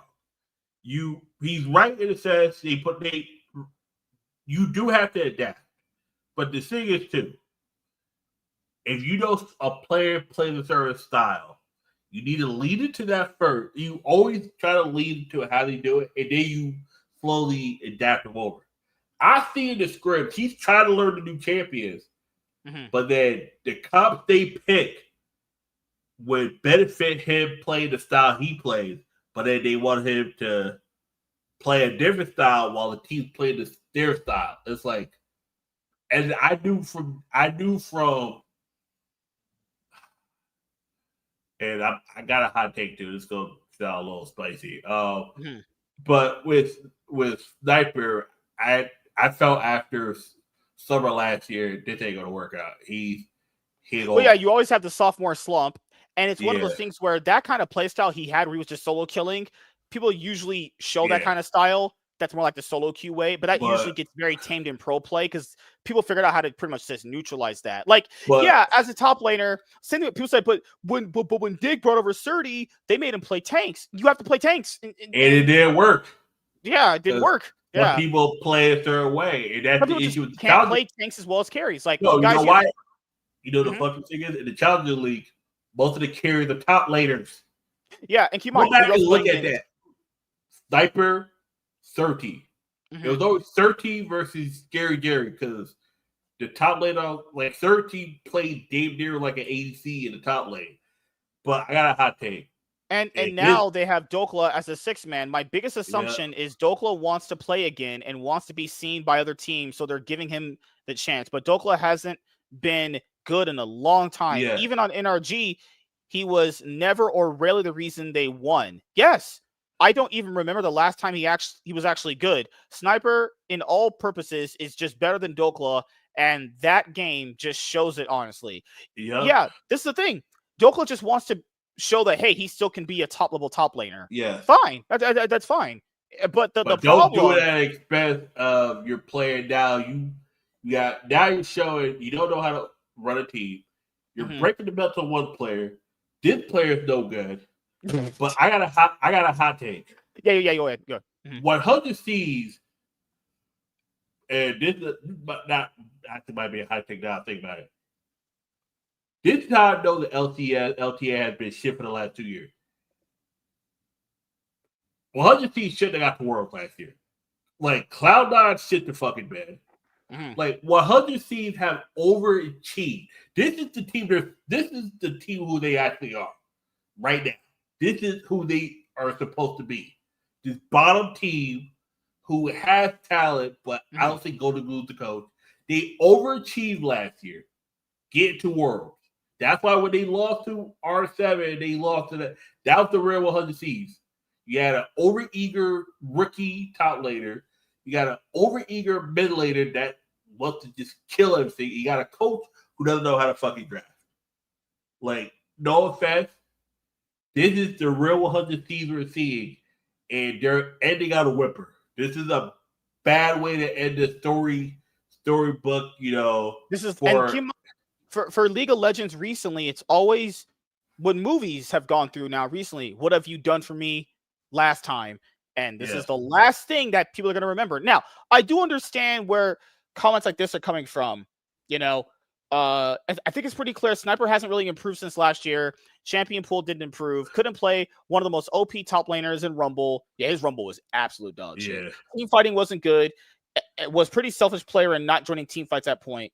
Yeah, I see why people say he has been done dirty, but I don't agree. A lot of speculation in this video. At the end of the day, being a pro gamer is a job, and orgs are not charities to develop players. Even if I don't see it. I would agree if they didn't bring in Dokla. And Dokla didn't look any if better. You're trading out Sniper, you're like, okay, who you got? Dokla. Trash. People are acting like they're bringing in like the shy. If they would have brought in Licorice, I would be like, okay, that's slightly better. Someone who played recently looked decent. Licorice wasn't he had some run it down games this year, but I think he's better than Dokla. Easily. They didn't bring in Licorice. Or maybe they offered him Licorice, but he was like, I don't want to join a team that's basically going to be gone and I won't be spot. Could be possible. Think about it, because he already did that before and go to Guardians. And how the fuck that ended? He ended up on Lion with Mexicans. Yep, and they got booted. The white man got booted out of Mexico. 100 teams overachieved, and now we're seeing the real team. This comment right here is what we said right here. Surdy following Licorice out of the door of Dignitas and also Lion is like the opposite of Dokla. Meanwhile, this is the split where Rumble major bug was discovered, so it's funny Licorice is gone. I wonder what the data says about Licorice Rumble now. I was already sad about Golden Guardians split up. You like Golden Guardians? L. And NRG? L. But now the same is happening with 200 Thieves, which is a mix of both with some new additions. Man, I wish they kept Tomo. Seriously, what is the point in adding more players from NRG? It is even more of a shell of Golden Guardians and NRG than before. but we like to see Quid and Sniper. Yes, the thing is, why are they taking the pieces of NRG that didn't work? And keep in mind, FBI, he didn't look that good last year on NRG. Nope. But the winner split, people were like, "Oh, but maybe it was." But Huhi. none of the. But FBI had a scapegoat in Huhi because he could blame his problems on Huhi, but he himself wasn't good last year. But he played good in Winter, and people were like, "Okay, well, let's see how it plans out." Also, in Winter, there wasn't no bugs in a lot of these champions. A lot of these summer and the spring split, a lot of these champions you realized had to be nerfed, and some of them were bugged. And like I said, that Winter split. Look at all the teams who achieved in the Winter split. Where the fuck are they now? Look at them. No, look. You know the fucked up thing about it? The only team that showed the fuck back up at the time was CFO, Flying Oysters. Look at every other team from. Look at the top two teams from the Winter split. G2's the only team that's bounced back. KT bounced back, but they got a long hill to go. Hollow Life took a steep drop in spring. Where the fuck is Top Esports at? That motherfuckers damn near bottomed out in first stand and then missed MSI by a long mile. Team Liquid is shit. Mm-hmm. Got no Honda now. That's me. They got to drive the bus to the damn. They got Coinbase. Oh, fuck. And then the sad part, the most consistent Team Liquid has to take the bus. God damn. The motherfucker's down bad. And then if you think about this, well, HunterC's being gone, that athlete would be sad. But this comment right here makes no sense. This guy says Sniper was overrated the entire time he was just marketable. Now that 100 Thieves has weeks left in the league, I don't blame them for wanting a project in the top lane. Wanting a project, they're done. There's one more month, maybe they exist, and it's over. Doing a project this late means nothing. If they lose next week, they're done. That's it. Year's over. They got at minimum 2 weeks. They might be gone next week. And I'll say this right now: if Sniper gets a spot next year, he better really improved, honestly. Because if he doesn't improve next year, it's over. If he's able to go back to his play style and adjust, because the thing is when you switch someone's play style 100%, it don't always adjust at the first. He was able to play takes, but the issue is top lane has been getting shitted off in the last 2 splits. Like tell me the last time the top lane was strong. Tell me the last time the top lane was a good lane. Like legitimate carry threat. I mean, this thing is though, we see some of the Asian top laners still be able to carry legitimate. Maybe it's just a Western problem. Maybe. Tell me the last good Western. The last time top lane when they made Cassante, probably. That's not from Korea. Hada, Photon, Impact from Korea. I'm talking about last good Western top laner that's not from Korea. That's not imported. To be half the league has been imported. That's the problem. That's what half the LTA is fucking Korea.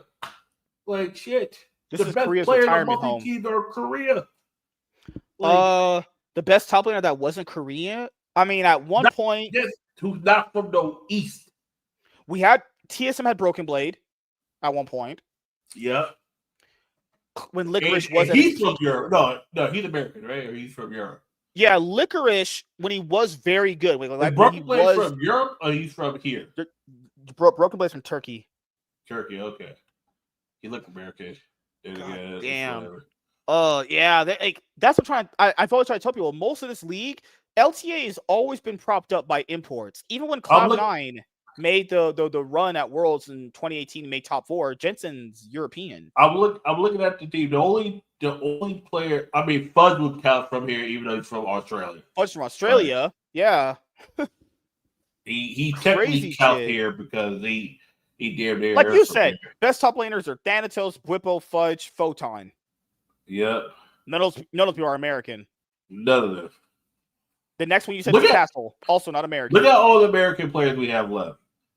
Sniper, Masu Buzio, Vulcan's from Canada. Blabber's from here. Like, Isles is from here. Shaded, unfortunately, he's from Canada. He's fried. Contact and Power Fox from here. Eon's from here. And APA. Everybody else is either from Korea or they're from here, but it's like we look at it. Half the LTA is import, or people who've been here so long they count as domestic. And the mid laners that aren't Korean are pretty. I mean, Kaney is on. That's why I put no value in Dig. You can't beat anything good on Dig. Palafox and APA Quad, are just. Bleh. APA said a lot of people think the reason why APA's gameplay dropped is because he sacrifices so much for his bot lane. No. Yeah, that's the reason why he's bad. He's bad. He always been bad. It's like Mr. Ian Stearns. It's like, oh Jesus. It's like we look at it, even at the LEC, like the best mid laner last split came from America. It clears. What's your best mid laner last year? Hey, to be fair, Humble Life have Jazz. That's a step up in the right direction. I still rather take Jazz than 95% of LTA. It's sad because we look at it and Sniper ain't the best player. We know this. Yeah. But we have to look and realize this region is trash. Like we're comparing trash to trash. That's what I said earlier. I can't tell the difference in the teams not in FlyQuest and Cloud9 anymore. Whenever I watch their games, I'm just looking at the same team over and over again. Why do you think I was so hard at Cloud9 last year? Well, there's not even a distinctive style difference between these teams. It used to be like back in the day for League, this team style was different, this team style was different. At least there's no style. What is the difference between DSG and Dig? You just took the nameplates off. There's no difference between these teams. Nope. Take all the nameplates off 100 Thieves. No difference. Take all the nameplates off Team Liquid. Maybe their bot lane, which is only good at laning. That's it. Team Liquid got 2 world champions on their team. That's it. Oh, and before we go, do you know what always happens in life, everyone? OnlyFans whore finesses dude out of money, then starts posting about the Bible. She goes from OnlyFans to a holy fan, right? I swear the biggest whores are always in church. You never know. Shannon Sharp's rape accuser shares a new post reading the Bible after retiring from OnlyFans and allegedly reaching a multi-million-dollar settlement from him. Just like clockwork. Got her nails done and everything. Made sure to wear that. Better not be no purity ring. That girl been ran through. Her vagina might be closed, but her butthole looking like a 24-hour Denny's. Damn. Yeah. Fuck. Like a drive-through. That butthole torched. God damn. She wrote so much fucking dildo. I guarantee I saw these girls twerk on dildos. Dude, ass bouncing. Dude. I still can't get out of my mind. Shadow Rabbit. Oh my god. The shit she was doing with watch me DP myself. I'm like, what the fuck? Nah, this girl out here. Dark Magician takes 2 at a time. I'm like I remember this girl told me that she loved to be at home watching anime, cooking, and cleaning. Lies. No, girl, this girl told me, I was like, you sleep naked? She was like, yeah, of course. Yeah, I wonder sleeping naked with someone else. Fucking, man, she's fun. I'm going to talk to her again. God damn, me slut. She said, yo, she'll follow, you can't follow me on Instagram. Fuck you gotta ask her. You gotta ask her next time. Do you want to become an Oreo? Yeah, I was at the strip club and she came up and she was like, "Can I sit on your crotch?" I was like, "Might as well." But you gotta be careful because sometimes they might try to charge you out of nowhere for that. They'll be like, "Oh, that's I ain't touching them black girls." James would have lost all his money being with them black girls. Those black girls are trash, absolute garbage. But yeah, their breasts stank. They're fucking spitting in your face. Not the good way. They would fucking yeek. Right when you talk, oh my god! Well, one of those bitches leg knees were ashy. Her weave was trash. She was short. Oh god, she looked like every Shaniqua I've ever seen in my life. I almost call her. I'll probably call her Queen Niqua. Fucking hell. But yeah, the LEC. We'll quickly touch on that because I know we haven't talked about the LEC. Fnatic is going to lose to G2. It's actually so surprising to me with Fnatic. Fnatic's macro never improves despite swapping players out. Yep. People are like, they're 2-0. Yeah. Show us Shopfire Rebellion. They're undefeated. The fuck's that going to mean? Exactly. If G2 don't dog walk the league, then I don't know, honestly. It's literally it's just out of G2 a car wreck for all over again. There's games where like GX should be like 2-0, but they throw. Yep. Koi should straight up not have won any games. Like, but Koi could also beat KC game 3. That was KC should have. Man, these games have been booty in the LEC. Talk about quality drop. What happened to the LEC? What happened? The LEC finally gets some new teams. KC's like, oh, we're gonna run the league. We got winter. And then spring. So nope. sad. That first day did more reputable damage than people think. Top Esports has not recovered still. Them motherfuckers is getting dog walked. Hollow Life now is like, oh, we own LCK. JG's like, you sure about that? Came in, hit him with a goddamn 27-piece combo, and the T1's like, oh, you just got 3-0, reverse 3-0'd by Genji. Let's just 3-0 you completely. Just kick you in the nuts. Just put our foot in your ass. The other thing we didn't talk about last week. Them niggas got 6-0'd in a matter of 48 hours. How did your mental recover from that? You had Genji on the ropes, and then it just came back and said, oh, it's my turn to do the fucking. Oh, I should have pointed out there's a legitimate chance that GX should be undefeated in this group too. Oh yeah, insane. Then there's another thing to bring up, which is we didn't go over it last week, but this is probably the only time we're going to touch on it because we know this team is going 0-8 drop anyway. Why do Na'Vi exist right now? I understand they bought the slot. It's probably like who cares? This is the final split. We'll just build a roster in the offseason. GG go next year. Na'Vi is doing a GG go next year. That's what they're doing. Yep. But what is this team?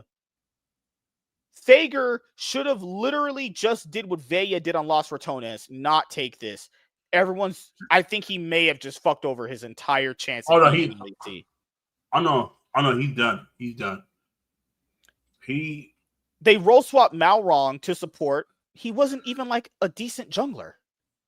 No, Malrong's done too. And then he did have him on support, and it's like he literally couldn't even play jungle that good.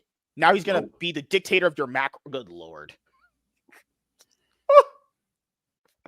Larson, we know that motherfucker's fried. That motherfucker's out here TPing and lane to a minion next to him 2 feet away. That motherfucker gets stealing checks at this point. Him and Patrick is the biggest paycheck stealers. Oh, big fan. And then who else is here? Adam. It's not even Adam's meta is Olaf, Darius, Set, and Garen. God. It was the God. God's meta.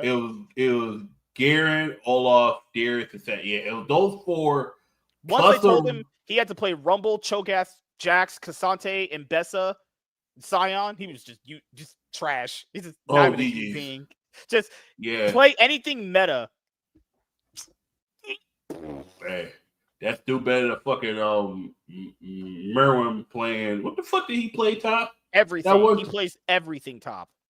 What does he play top? He played a third champion top one time. He used to play. Okay, he played like Karma top, Varus top. Yeah, Varus top.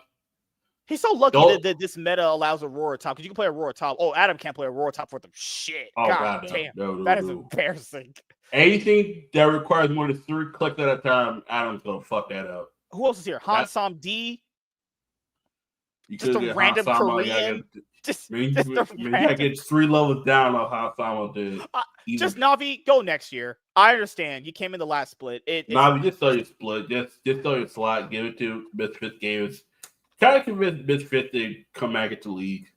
Hopefully. Go next year. Just go next year. You know the split was over. They even said they're paying Larson less. Good. I wouldn't imagine you pay Larson the same contract Rogue had him under. This is what's gonna happen. If they let Larson go, they're gonna have to own a shit ton of money. I think.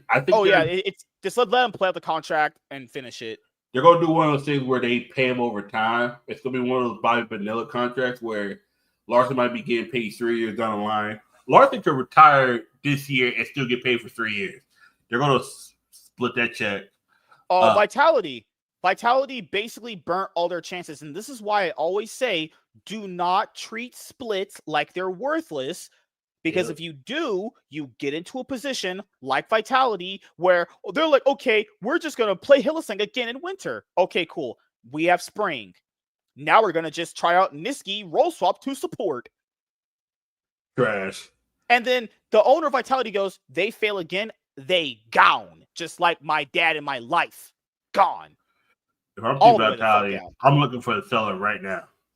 I'm looking for a seller. The owner was like, they failed, they're done. This experiment with Mac and Pat is over. Then now, in spring, they want to bring in full ass. And then the fucking people are like, but you can't judge us. We just got a brand new support. You burnt 3 other splits. This is why you just don't burn splits like that. Actually have a plan. They knew they didn't want to play with Hylissang. Why was he in spring winter to begin with? Yeah. Gone. So how about this, Vitality? How about I judge you every split? And I've been doing that since you existed, you dog-ass, booty, shit, dookie, whole org. How about I judge all your splits then? How about we just do that? Not, oh, I get a free split. No, every split is judged. You burnt all your chances. You're done. You about to be homeless. Y'all about to be in the employment line with the black people out there who's on food stamps too. Oh, you're done.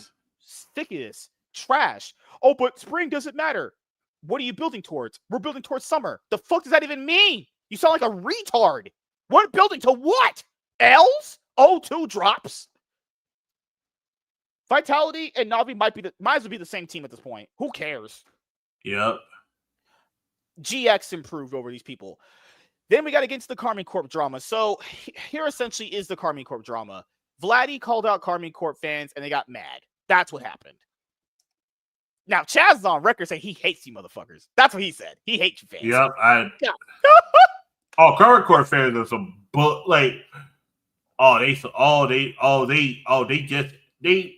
they're damn near T1 the range level. Like T1, League of Legends, Genji, and Valorant. And I'll be honest, this is why Valorant. No, matter of fact, no, KC Valorant fans are much worse. That motherfuckers were murky. Have people seen T1 Valorant fans? You might don't. Have you seen KC Valorant fans? Did you see that vlog that one YouTuber did on T1's Valorant team? You will get AIDS reading those comments. No. Oh, T1's I thought League's drama was crazy. Valorant's drama is on a whole different level. Oh no, the Valorant drama is much worse. Motherfuckers were murky. Like this is why, like the one time where I was like joining the Discord, I would never show my face because if they find your face, they guys leave. Oh, okay, where you live at in America, and then they'll try to because if you put your name out there in your face, and they'll dox the shit out of you and find where you. I'm like, these Valorant motherfuckers were murky, and I'm like, nope, I don't need to get killed by a motherfucker named Kyle. I'm good. So here's the first one. I'm pretty sure there's 2. I'm pretty sure there's 2 of them. He says, Vladdy said this. He said, I am playing for KC, but the majority of the fan base of this org is by far the worst I've seen. Damn, he ain't saying some. He ain't saying a minority. Yeah, he's saying the majority of motherfuckers are weird online parasocial. Yeah, he's basically saying the majority of you KC fans are weird online parasocial, antisocial, FAGS. Yeah. Then he had another one. And he said, I would appreciate if the single-digit IQ KC fans shut their mouth and keep their opinions for their own. Damn, he called y'all retarded, too. Yeah. Not only did he say y'all are trash, he also said you're stupid. To be fair, I say that same thing, too. So, people said, I'm now a Vladdy fan. Oh, I hate people. If they say something you agree with, you have to be a fan. Whatever, it's fine. But, so Vladdy called them out. So Vladdy called them out. And Vladdy must also be feeling the pressure because we heard rumors that they might replace him with Niski. Because sure, why not? Because why not, right? Just bad decisions all around from teams this year. Holy crap. And then the KC owner came out with his statement about this. Camel toe, pussy ass, fat bitch. Oh, shit. Good Lord. Let me see. I have to enlarge this. So This is what Kometo said. He said, I called Vladdy earlier and we were able to talk about what happened yesterday. He reacted in the heat of the moment because of the messages in his Twitch chat, but he's aware all of the positive messages he's received in the past and the support he gets from the fan base. And he wanted to apologize for expressing himself clumsily.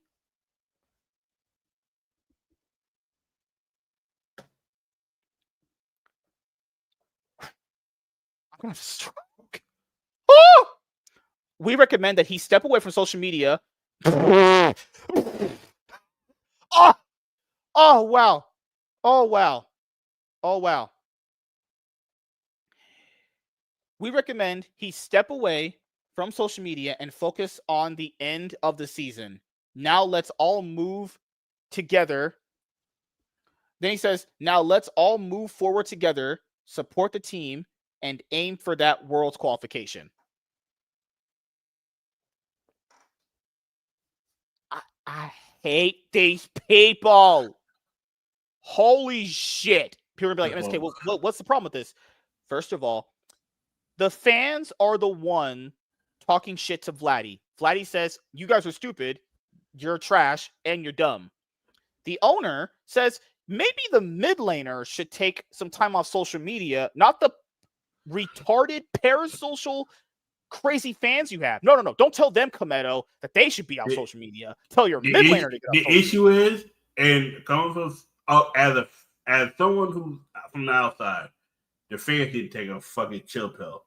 But that's what Kometo did. Kometo said, no, my mid laner, no, you gotta stay off social media. What the fuck? But as someone who's HR, you can't control the fans. You can control the play. You could be like, hey, no, so because I can't control the fans. Because what you're saying is if he goes off and says these things about the fans, he's attacking the fans. And when you're attacking the fans, that's still not a good look. You can't attack the consumer. You can't. If somebody's and you don't know one of these consumers might one day John Lennon him. He's walking home and somebody comes up and pops find his chest. You don't know because some of these motherfuckers. How many times motherfuckers threaten to murk somebody because they beat Faker? Like like I saw a thing earlier. Oh, have KC and T1 fans meet? No, that's dangerous. That some people will die. Like, this is the same bullshit. I'll be honest with you, this is the same bullshit. Probably the reason why Zeka left T1, dealing with fans like this. All the fucking time dealing with people like this. Oh my goodness. How in the world is it Vladdy's fault when these fans are going insane? He claps back one time. He clapped back once, and they were like, you know what? You got to take a break from social media. Hello? Because I can't control the fans. I can control this guy. I can't tell the fans to relax. But Kometo says he's always condemned bad behavior.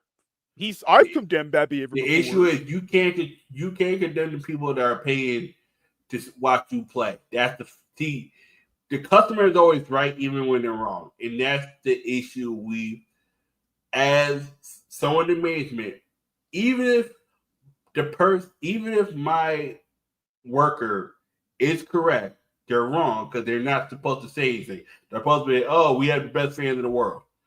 Mm-hmm. You know what the fuck we don't? We have the most delusional fans in the world. Yeah. It's the same thing when it was when they had an episode of the Four Horsemen on Last Free Nation, and G2's new CEO came on and he's like, we always thank the fans and we're grateful for the fans. But your fans haven't done jack shit. Yep. You have a large fan base because G2, which is made by Carlos, won before you ever got there. It had nothing to do with fans. Like they gained traction by brand and players and winning. Fans will follow that. That's something that fans like. Fans like to be a fan of teams who win or good branding, or you'll wait until they win. I mean, I waited till my football team won. Good Lord, half my life, and we won again. You have fans that'll just wait to win. It's these, and we have a point here where, like, I remember Kometo shitting on Yamato when he gave Yamato Cannon that roster with the Sakin. Yeah. Good Lord. Yep. It's not the fans' fault. It's definitely Vladdy's fault. Fuck you, Vladdy. It's always the fans' fault, but the fans can never be blamed because the fans are faithless. There are a mob of people who like there might be some super fans that you could put a face to, but mostly, even if Vladdy said they're trash, they're the worst team I've ever seen. Vladdy's wrong because he's supposed to just shut. It's like the whole thing with LeBron saying that like some Laker fans are trash. Nope, shut the fuck up and dribble, or just shut the fuck up and play league. That's how it is a lot of times. They don't value the player's opinion when it comes to fans outside of the game shit. Like that's that part. Vladdy's 100% right. KC fans are garbage. Fuck them. But like I could say that because I know these niggas is garbage. I know these motherfuckers is deranged. Motherfucker talk about I'm gonna fight you because you said KC's trash. Nigga, yeah. Oh, stacking motherfucker. This motherfucker that he's threatened to fight me because I said Stacker was trash. Oh, nigga, he said leak me your address. I could come find you and fight you. Like, nigga, get your stupid Kyle ass out of here. See, we call motherfucker who's the R word Kyle. Get your Kyle ass out of here. You want me to set my address to you, then you can find me and dox me and John Lennon my ass. Get the fuck out of here. Man, y'all niggas are dumb. Well, yeah, because I was getting to him. Because you gotta realize, before League of Legends, I was in. Oh, right here. This involves T1 too. There was another thing that happened with the whole Cadro called out T1 fans because after Gen G beat them the second time around, they started sending like grave sites to Keria. No, not to Keria. Sending grave sites to Gumayusi, and it's like, you people didn't want Smash. You said he didn't have experience. How else would he get the experience if he didn't play? But that's not how they think because they're stupid as hell. Then they swapped Smash out because they bullied him to his point where his brain exploded. Not literally, but mentally collapsed. And now they're sending graves to Gumayusi. Now, who do you want then? T1 got Doran. Y'all said he was complete trash. They want Keria. They want to clone Keria, make him the ADC and the support. They love Guma. You know, earlier when you said that you were bringing up we were talking about RNG and all that bullshit with fans. This is how you know bullshit is weird with these orgs. So you have like systems here where it's T1. Like there's these forums where you can interact with players. I think it's legit. T1 Pop Service is a communication service that allows fans to interact with our players through real-time live chats and one-on-one messaging feature. That's how you get voucher price per month. $4. If you want the membership, it's different. $17 and all that shit. This is why some of these fans think they know the players. Bullshit like this. It's just parasocial. It's the whole parasocial. Why you think motherfuckers? Why you think when that motherfucker came up and he was talking to Valkyrie, he scared shit out of Valkyrie, Senna, and Emeru. Oh, I watch you guys every day. That he thinks he's in love with these motherfuckers. Oh, we're going out. The fuck? Like even this makes no sense.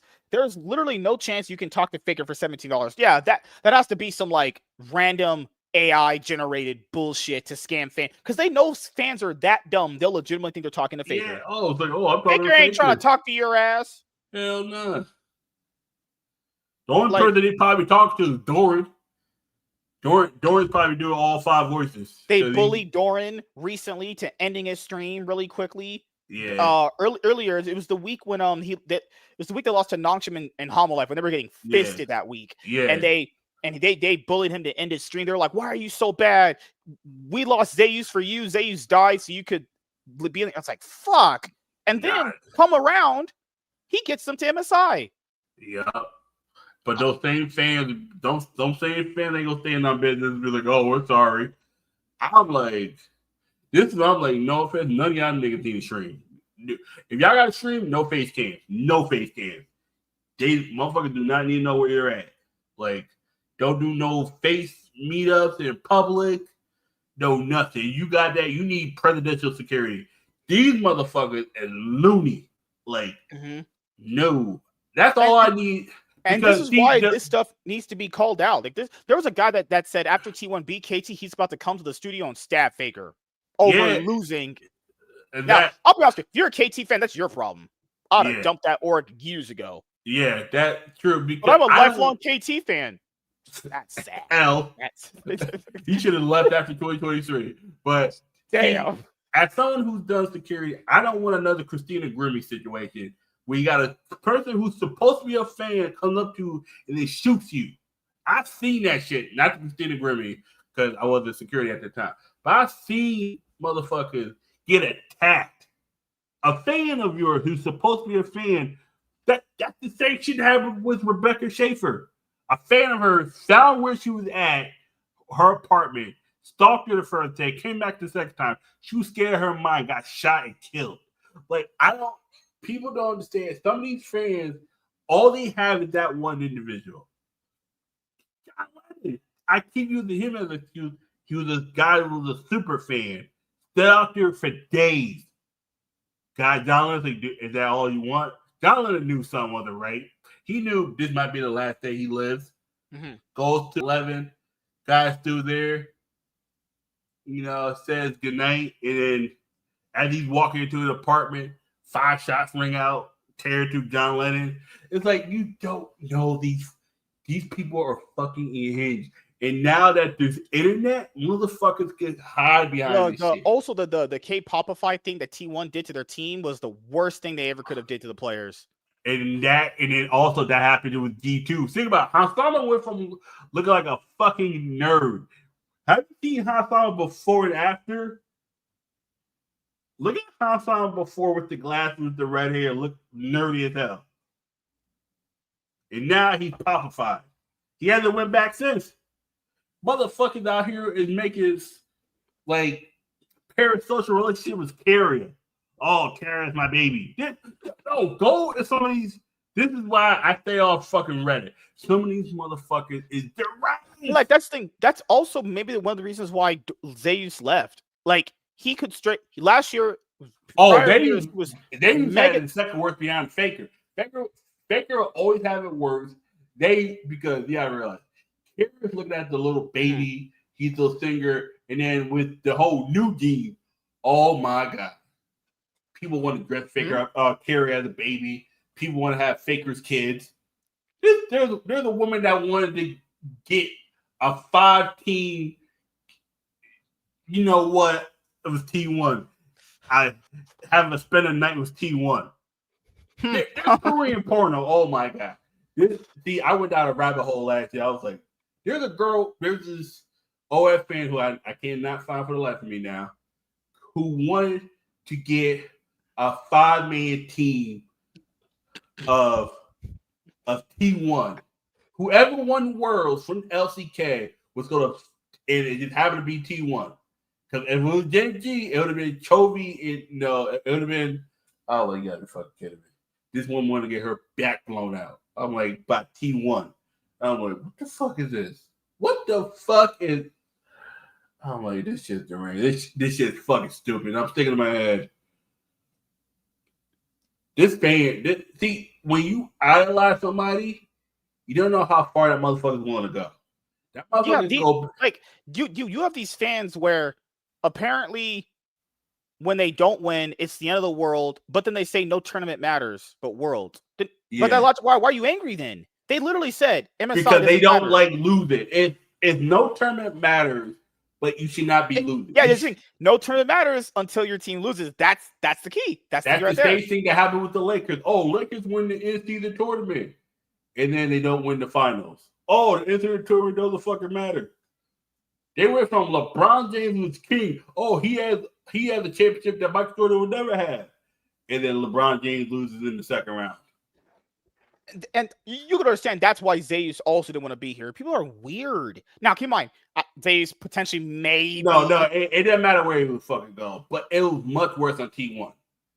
Yeah, it's the thing now you're looking at with Zeus is like, yeah, you did leave T1, but man, the situation you put yourself in with Homolife may not have been the ideal one you were thinking it was going to be. Like, the Homolife much worse because now he went from being known to the real T1 the real T1 fans is going to recognize him.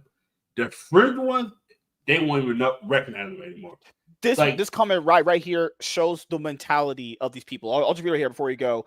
Protest to replace Smash with Guma, then protest to remove Guma. Yeah. T1 gave them Smash. And keep in mind, I think Smash mostly got all that leftover bullshit from the Zeus transfer. And people are like, oh, but man, Smashy's not enough. And all, but okay, you said Gumushi's not doing it for you. Here's Smash. Well, Smash, he lost to Homolife in one best of 5. I want Guma back. It was like, oh my God. Is that how fast you throw people away? Think about it. They was trying to throw away Doran after they didn't get to first stand. Neither did JG. It was only one team. And Homolife won. It was like, it didn't matter. It didn't matter. Whichever Korean team got the first stand was winning. It didn't fucking matter.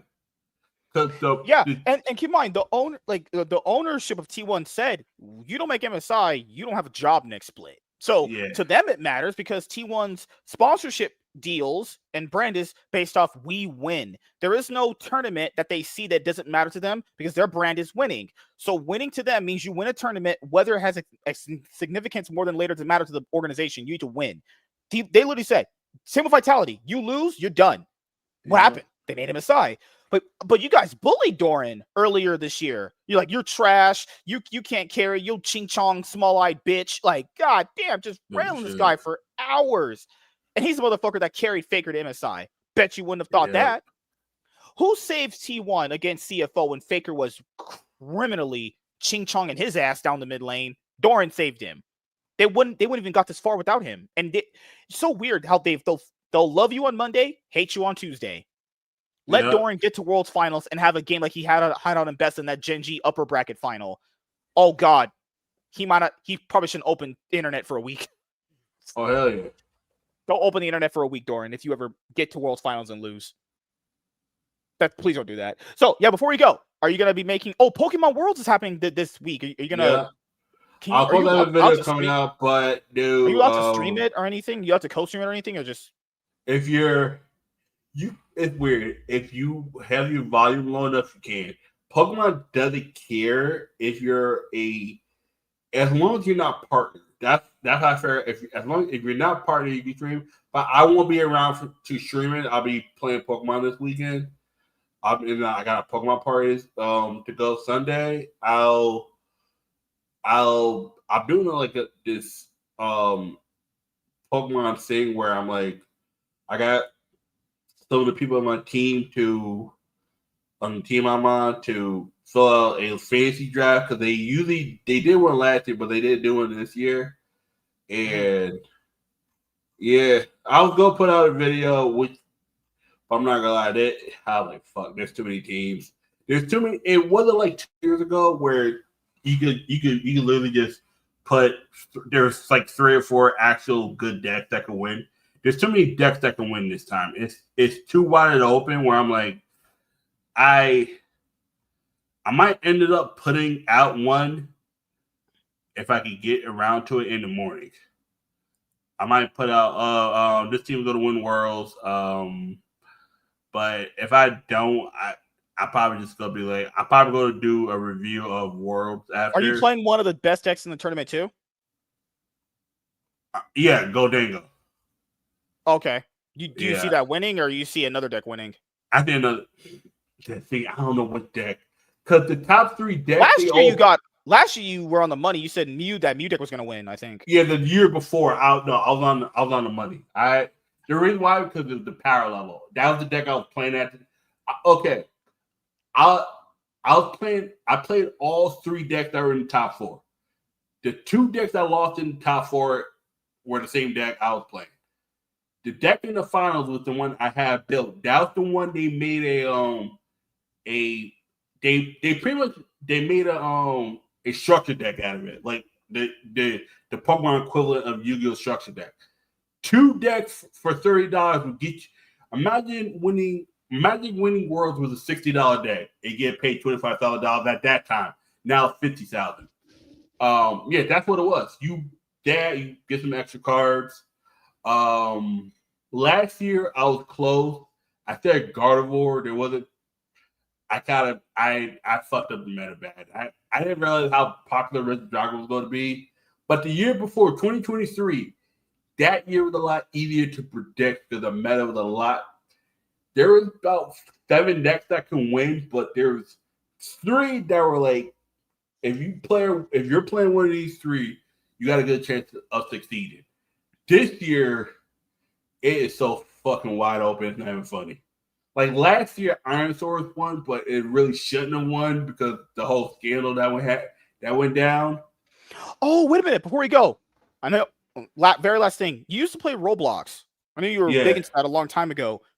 Did you know about a lot of these weird PDFs on there trying to groom kids? Yeah, Is that why you stopped playing?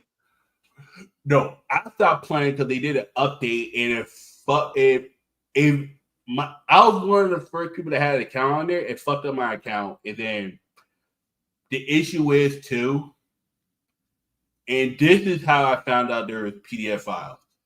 A lot of the PDF files were hacking people's accounts. Now, what they would do is they were clone your IP address. Mm-hmm. That's me. If they got arrested, if they got caught, you get arrested because your IP address showed up on their thing. That's why I was like, oh. If someone told me there's a few pedophiles in here trying to talk with kids, you gotta realize I was a lot older. I was in my 20s. A lot of people that played Roblox were about 12 to 16. Like the ones that were like heavily into it. I was in my 20s. I was in the age where there was a lot of PDF files. Of course, I'm not one, but the thing is, if someone clones your IP address, because say someone's playing in the same server thing, for a while, they can clone. If they get enough information on you, they can find out where you're at, and then they can possibly get your IP address. Once they get your IP address, they can clone that shit. Now, because they're about to get. I think one of the Trump administration's ladies, I forgot her name. She launched a investigation into the dudes doing that on there. Yeah, no. People have talked about Roblox having this issue for years. It wasn't just Roblox; it was Roblox and Fortnite, and it was all those online games back in the day. That's why for a long time I thought that was going to happen in League of Legends. That's why I stayed the fuck away from League of Legends. I thought that it was more likely happening there because you got chat logs. Roblox had it, but it was a lot harder. But I realized motherfuckers. It was a lot easier to hack someone's. If someone put too much information out and you can hack it, there's a lot of hackers. A lot of these hackers also have to be PDF files. That was the sad part. I wasn't on them for more than 6 months. I got the fuck out. I deleted my whole shit. I deleted any trace I was ever on there. Because the thing is, too, it's one thing if you log out and just never sign back in. It's another thing if you delete your account. I had to delete my account, and then I had to erase my whole system. And then I had to go to the thing and put in a report saying possible hack. It turned out I wasn't hacked, but I could have been. Because when you play with someone long enough, sometimes they befriend you and they say, oh, where you at? And then, dude, I didn't do that because at that point, I'm old enough to know motherfuckers online. You don't know these motherfuckers. Mm-hmm. But someone I knew because some people would use the argument like parents should watch their kids more, but this is the problem that people understand. You can't watch your kids 24/7. It's not always kids. That's true. That's just impossible, dude. Even when we were younger, parents didn't watch us 24/7. That's just not a thing. Like, literally, but sometimes some of these people, some of the parents just tell the kids get on a computer and they just Sometimes some of these PDF files weren't looking. I mean, they were looking for kids, but they were looking for people whose shit they could hack and clone. That if the FBI came looking for it, oh, this motherfucker who hacked you in California, but they got a Connecticut IP, they go to you. I'm like, oh no. When my friend told me that could happen, I got that fire. I stopped hanging out in the Call of Duty lobbies. I was heavy video games until 2017, and then I just cut all that off. I was like, nope. That's why I don't even really talk. I just shit talk in League of Legends. I don't. Once I realized they can hack your account. Oh fuck no! They can find your IP address because they can just put certain information in. Yeah, no. It's one thing when you're playing with people sitting next to you. It's another thing when you're playing with someone online you don't know. Fuck that. Yeah, I could Oh, easily man. see a game like Roblox, which is pretty much geared towards kids of the ages of 5 to 12, easily having. But you gotta realize, Grown-ass I little was man. playing it with my cousin. I made an account with them. What you think about Rachel Brosnahan, who played Lois Lane in Superman? Looking kind of bad, back shots. She's all right. I gotta give it. Things I would do to right. this lady is killing me. The things I would do to this lady, killing me. Fucking hell. So here I'll ask you this before you go. So Yeah. this is a new movie that came out. It's not a spoiler or anything. Yeah. So James Gunn, the director, he called cut. Yeah. So after he called cut, this is what she did. They're like cut, and then she kissed him like that again. That's a married. Come on, Rachel Brosnahan's married. So is him. Yeah. Then she said in an interview, "Oh, we were just making out for hours some days." Oh, To get into the scene. Oh, trust me. you for the I've street. been on both ends of that. I've had a girl do that in front of me. Do you think the husband, after saying that, should kind of be like, "Hey, I'm good on you"? They're both married. This is my thing.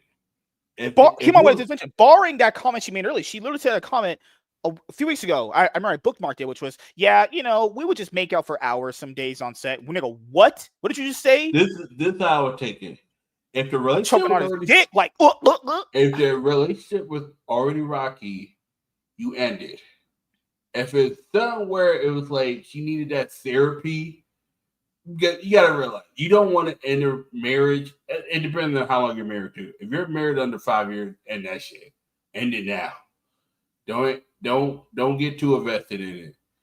If you're 5 years or less, end it. If you're 5 to 10 years, 6 to 10 years, if he makes more money than she does, well, he's kind of fucked. Oh no, he's fucked. Depending on if he signed a prenup or not. But if she's an actress, she's probably making more. It's counseling. You got paid, I think, like what, $8 million to do this role. You definitely have to go to counseling if you're 6 to 10. If you're past 10, how old is she? I think she's like 35. Okay. Oh, okay. No.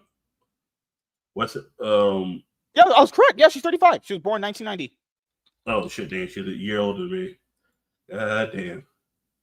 She's fine. Okay, her husband actually reacted to it. She's been married since 2016. Yeah, ew.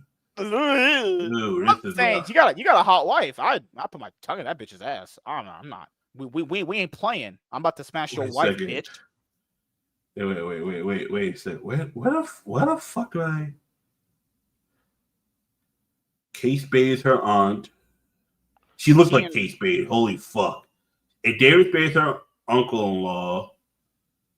Wait. Where the fuck? Their husband went viral for liking a shady comment. So what comment did he like? Apparently he liked this comment. This comment says, "It's genuinely sad to see your career being tucked out to be remembered as a cuckold because your wife couldn't handle herself with her co-actor. Like, bro, let's have some self-love and stand up for yourself. Leave her to be with him if she wants to be." Oh, damn. He liked this? He liked this comment. That's where I know her from. She's from the Marvelous. She's from Marvelous Miss the Marvelous Miss Maisel. Oh, okay. Yeah, okay. Now I know who the fuck she is. Because I was like, why the fuck she looks familiar, but I couldn't remember. If she was fuck, okay. 9-year marriage. This is counseling that could lead to a divorce. And the reason I say this, because have you seen the Marvelous Miss Maisel? She was kind of slutty on that too. I know I've heard you talk about it before. I know you said she had some thought scenes. It was one of the shows where women were funny and it was written mostly by women. Because we have to support women comedians. Okay. All right, cool. Even though half of them are trash, I was like, okay. I was one of those like, all right. You want to live by that shit? All right, cool, fine. Support women comedians, even though like 85% of them are garbage. But I'm a man. I can't say anything because I'm sexist. Even though I I've watched every episode of Inside Amy Schumer, and only the first season was funny. But no, I'm sexist. Okay, fuck me then. This was another comment that apparently he liked, which said the fact that he's also an actor makes this even weirder. Another fan said. Okay, he was married 2 years ago. That's me. State. Oh, wait. When did this movie start filming? Last year, 2024. Early pre-production was late 2023. So it started filming, I think, around April last year. You know why? Around summertime. Yeah. No. The reason why I say that because David got married in 2023. Nigga. That's mean. Yeah, David and her are both married. In March 2023, him and his wife got married. Let me see when this movie was. Let me see if I can find that other quote I had. Oh goodness, yeah. Rachel. Do I have any Rachel Brosnahan shit on here? Oh, that's mean they started directing in March and they started at June. Not long after he got married. Rachel Brosnahan making out with David. Oh fuck. Okay. Orange. She's been married for 7 years at this point. David just got married. They started.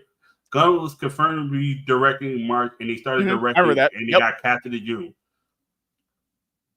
Holy fuck! Okay, that's me. They probably. Oh, I found it. I just typed in the AI. I knew I read this quote somewhere. This part. Actress Rachel Brosnahan, who played Lois Lane in the new Superman film, made a humorous comment about her on-set interaction with co-star David Cornswet, who plays Superman, stating, and I quote, "It did help that our first scene together, we made out for 4 hours and then shot the rest of it." For 4 hours, then he shot the rest of it. Oh, fuck. Okay.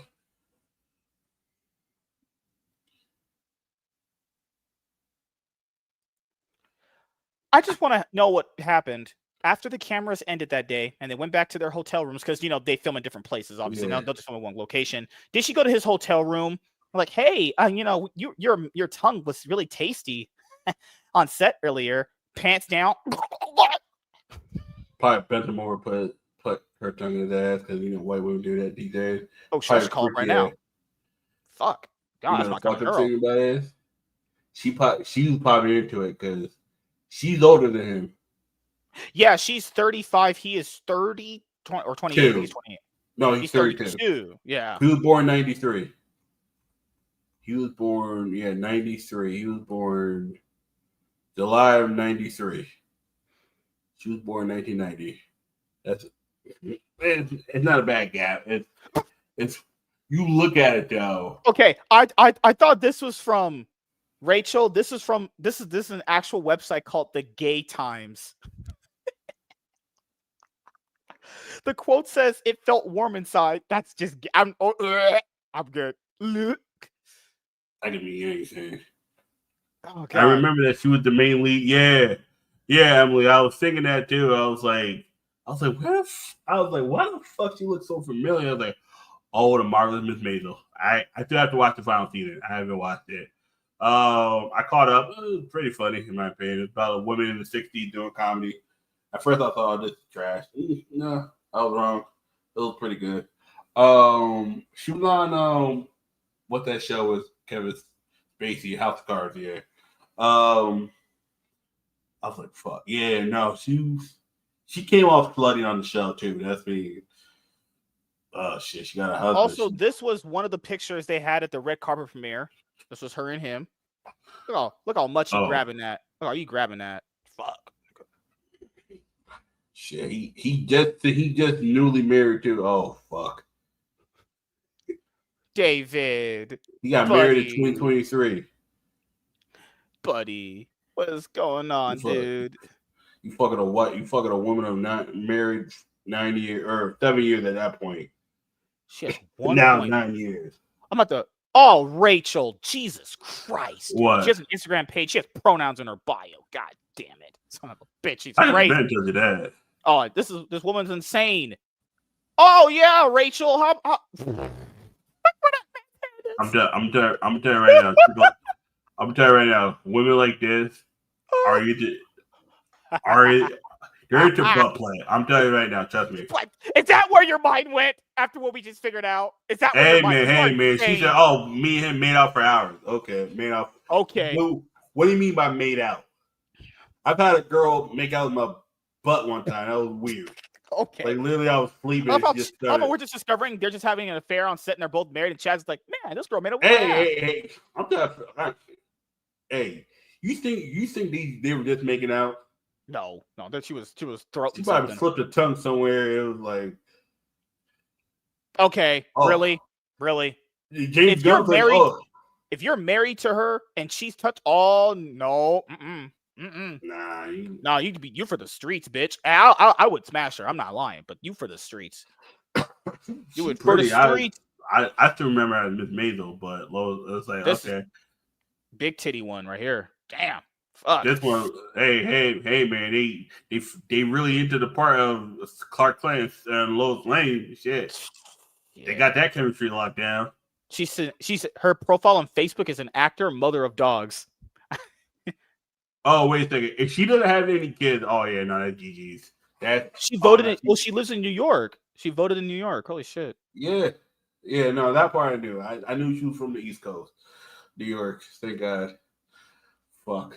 She said she made a post that she voted. I know she voted for Kamala Harris. It ain't that. Oh hell yeah! What the fuck? The lady who played who's Dom's sister? Either Kamala Harris or Jill Stein. Mia. Was it Mia in Fast and Furious? Dom's sister? I think that's She like, I'm voted blue. I think a hashtag on a sign called women's rights. I'm like, oh god. Yeah, I was like, okay. Oh god. Oh, but no, I'll have to follow her Instagram for the science. Research purposes. Yeah, okay. Yeah. Yeah, gotcha. She was like, we made out for hours. I know I saw that. I was reading it going like, this is a married woman. This is why you know women ain't shit, and this is why you know dudes don't marry women. She, a married woman of, you said what, 6 years, 7 years, was like, she was literally saying this in an interview. I think it was a panel interview or whatever. She had one, you sit in the chair and shit in the mic, and she was like, we made out for. If I hear a woman, this is why this is why you don't marry women these days. 7-year marriage, and she just does this. You're just looking like you just made a fucking huge mistake. Yeah. God damn.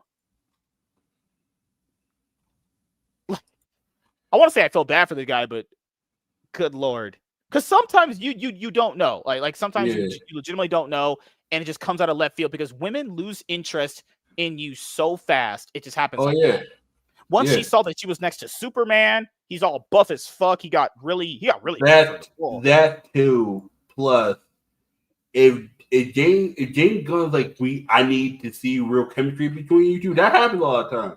Mm-hmm. Like, think about it, like Christopher Reeve and Margaret Kidder, their chemistry linked up. Who was it? Who Tom Welling and the one that we saw. Yeah. Lana. That simmer up in the blonde chick. Every woman that Tom Welling had as a love interest, that chemistry was super strong. Except it definitely like Lois Lane took longer. Think about it. Fucking who was it? Henry Cavill and Adams? That chemistry was like, oh shit, okay. Fuck. God damn. Yeah, Vanessa Kirby out here fondling Pedro Pascal. He's like, I have anxiety, so can you jerk me off? I saw somewhere he said he has anxiety, but it was like, but then it was like, okay, you got anxiety, but it's like, and then you find out he has a Looney Tune for a fucking brother, sister. Yeah, that part fucked me up. I was like, the fuck they gotta do with anything? Because what a weirdo. I can't take that guy seriously. Hey, I have anxiety. Can you please jerk me off and put your mouth on my dick? What? Yeah, because I'm looking at him like, wait a second, what the fuck? Holy shit. But yes, I know we had a long episode tonight. I wanted to make sure the season finale episode for season 15 was long and juicy, just like David Cornsweat's cock in her mouth. Allegedly in Minecraft. her tongue in his butt. What is wrong Hey, with you? You don't, hey man, you talk about cocking her mouth, tongue in his butt. You don't Nah, know there were some nights, there were some days she went to his trailer. He's trying to change, Wang all hanging out and shit. She was just go with a burping. If you know what that means, if you don't know what that means, it means It went to the back of her dick. throat. She started crying. Oh, Yeah. God. Talk about you making out for hours and she making out with dick. So Making out with his dick in his butt, balls. Yes. We'll be back here next week for another episode of the Cloud9 podcast around 7:30, 8 p.m. PST. You really got to know Superman. Oh, They're inside and out. So tomorrow we'll be back here once again. He knows for what another gets Clark episode. Kent ready in the morning to go to work. Tomorrow we'll be And back the here Daily once Planet. again. I hate you. Tomorrow we'll be back here for another episode of the Cloud9 podcast at 8:30 p.m. PST. Rachel, you should probably stop being a hoe bag. But if you want to be a hoe bag and experiment with me, I'm trying to see what it tastes like. Just I'm trying to see what that mouth do. What that mouth do. Girl, you out there. Oh God. So yeah, thank you guys for your continued support on all these seasons. And here's to season 16, which begins its first episode next Thursday. So we usually could have a second episode on Sunday, but we've also just been busy on Sundays too. I'm going to be starting up the comic book market watch live stream on Sundays at this point too. So if we can only knock out one episode a week, that's fine. Usually around like Worlds, we do more episodes, or usually when it becomes like international competitions, we usually do more episodes as well. But we try to make sure we convey everything in one episode. That way we can kind of just get everything done. So thank you guys for checking out this episode of the Cloud9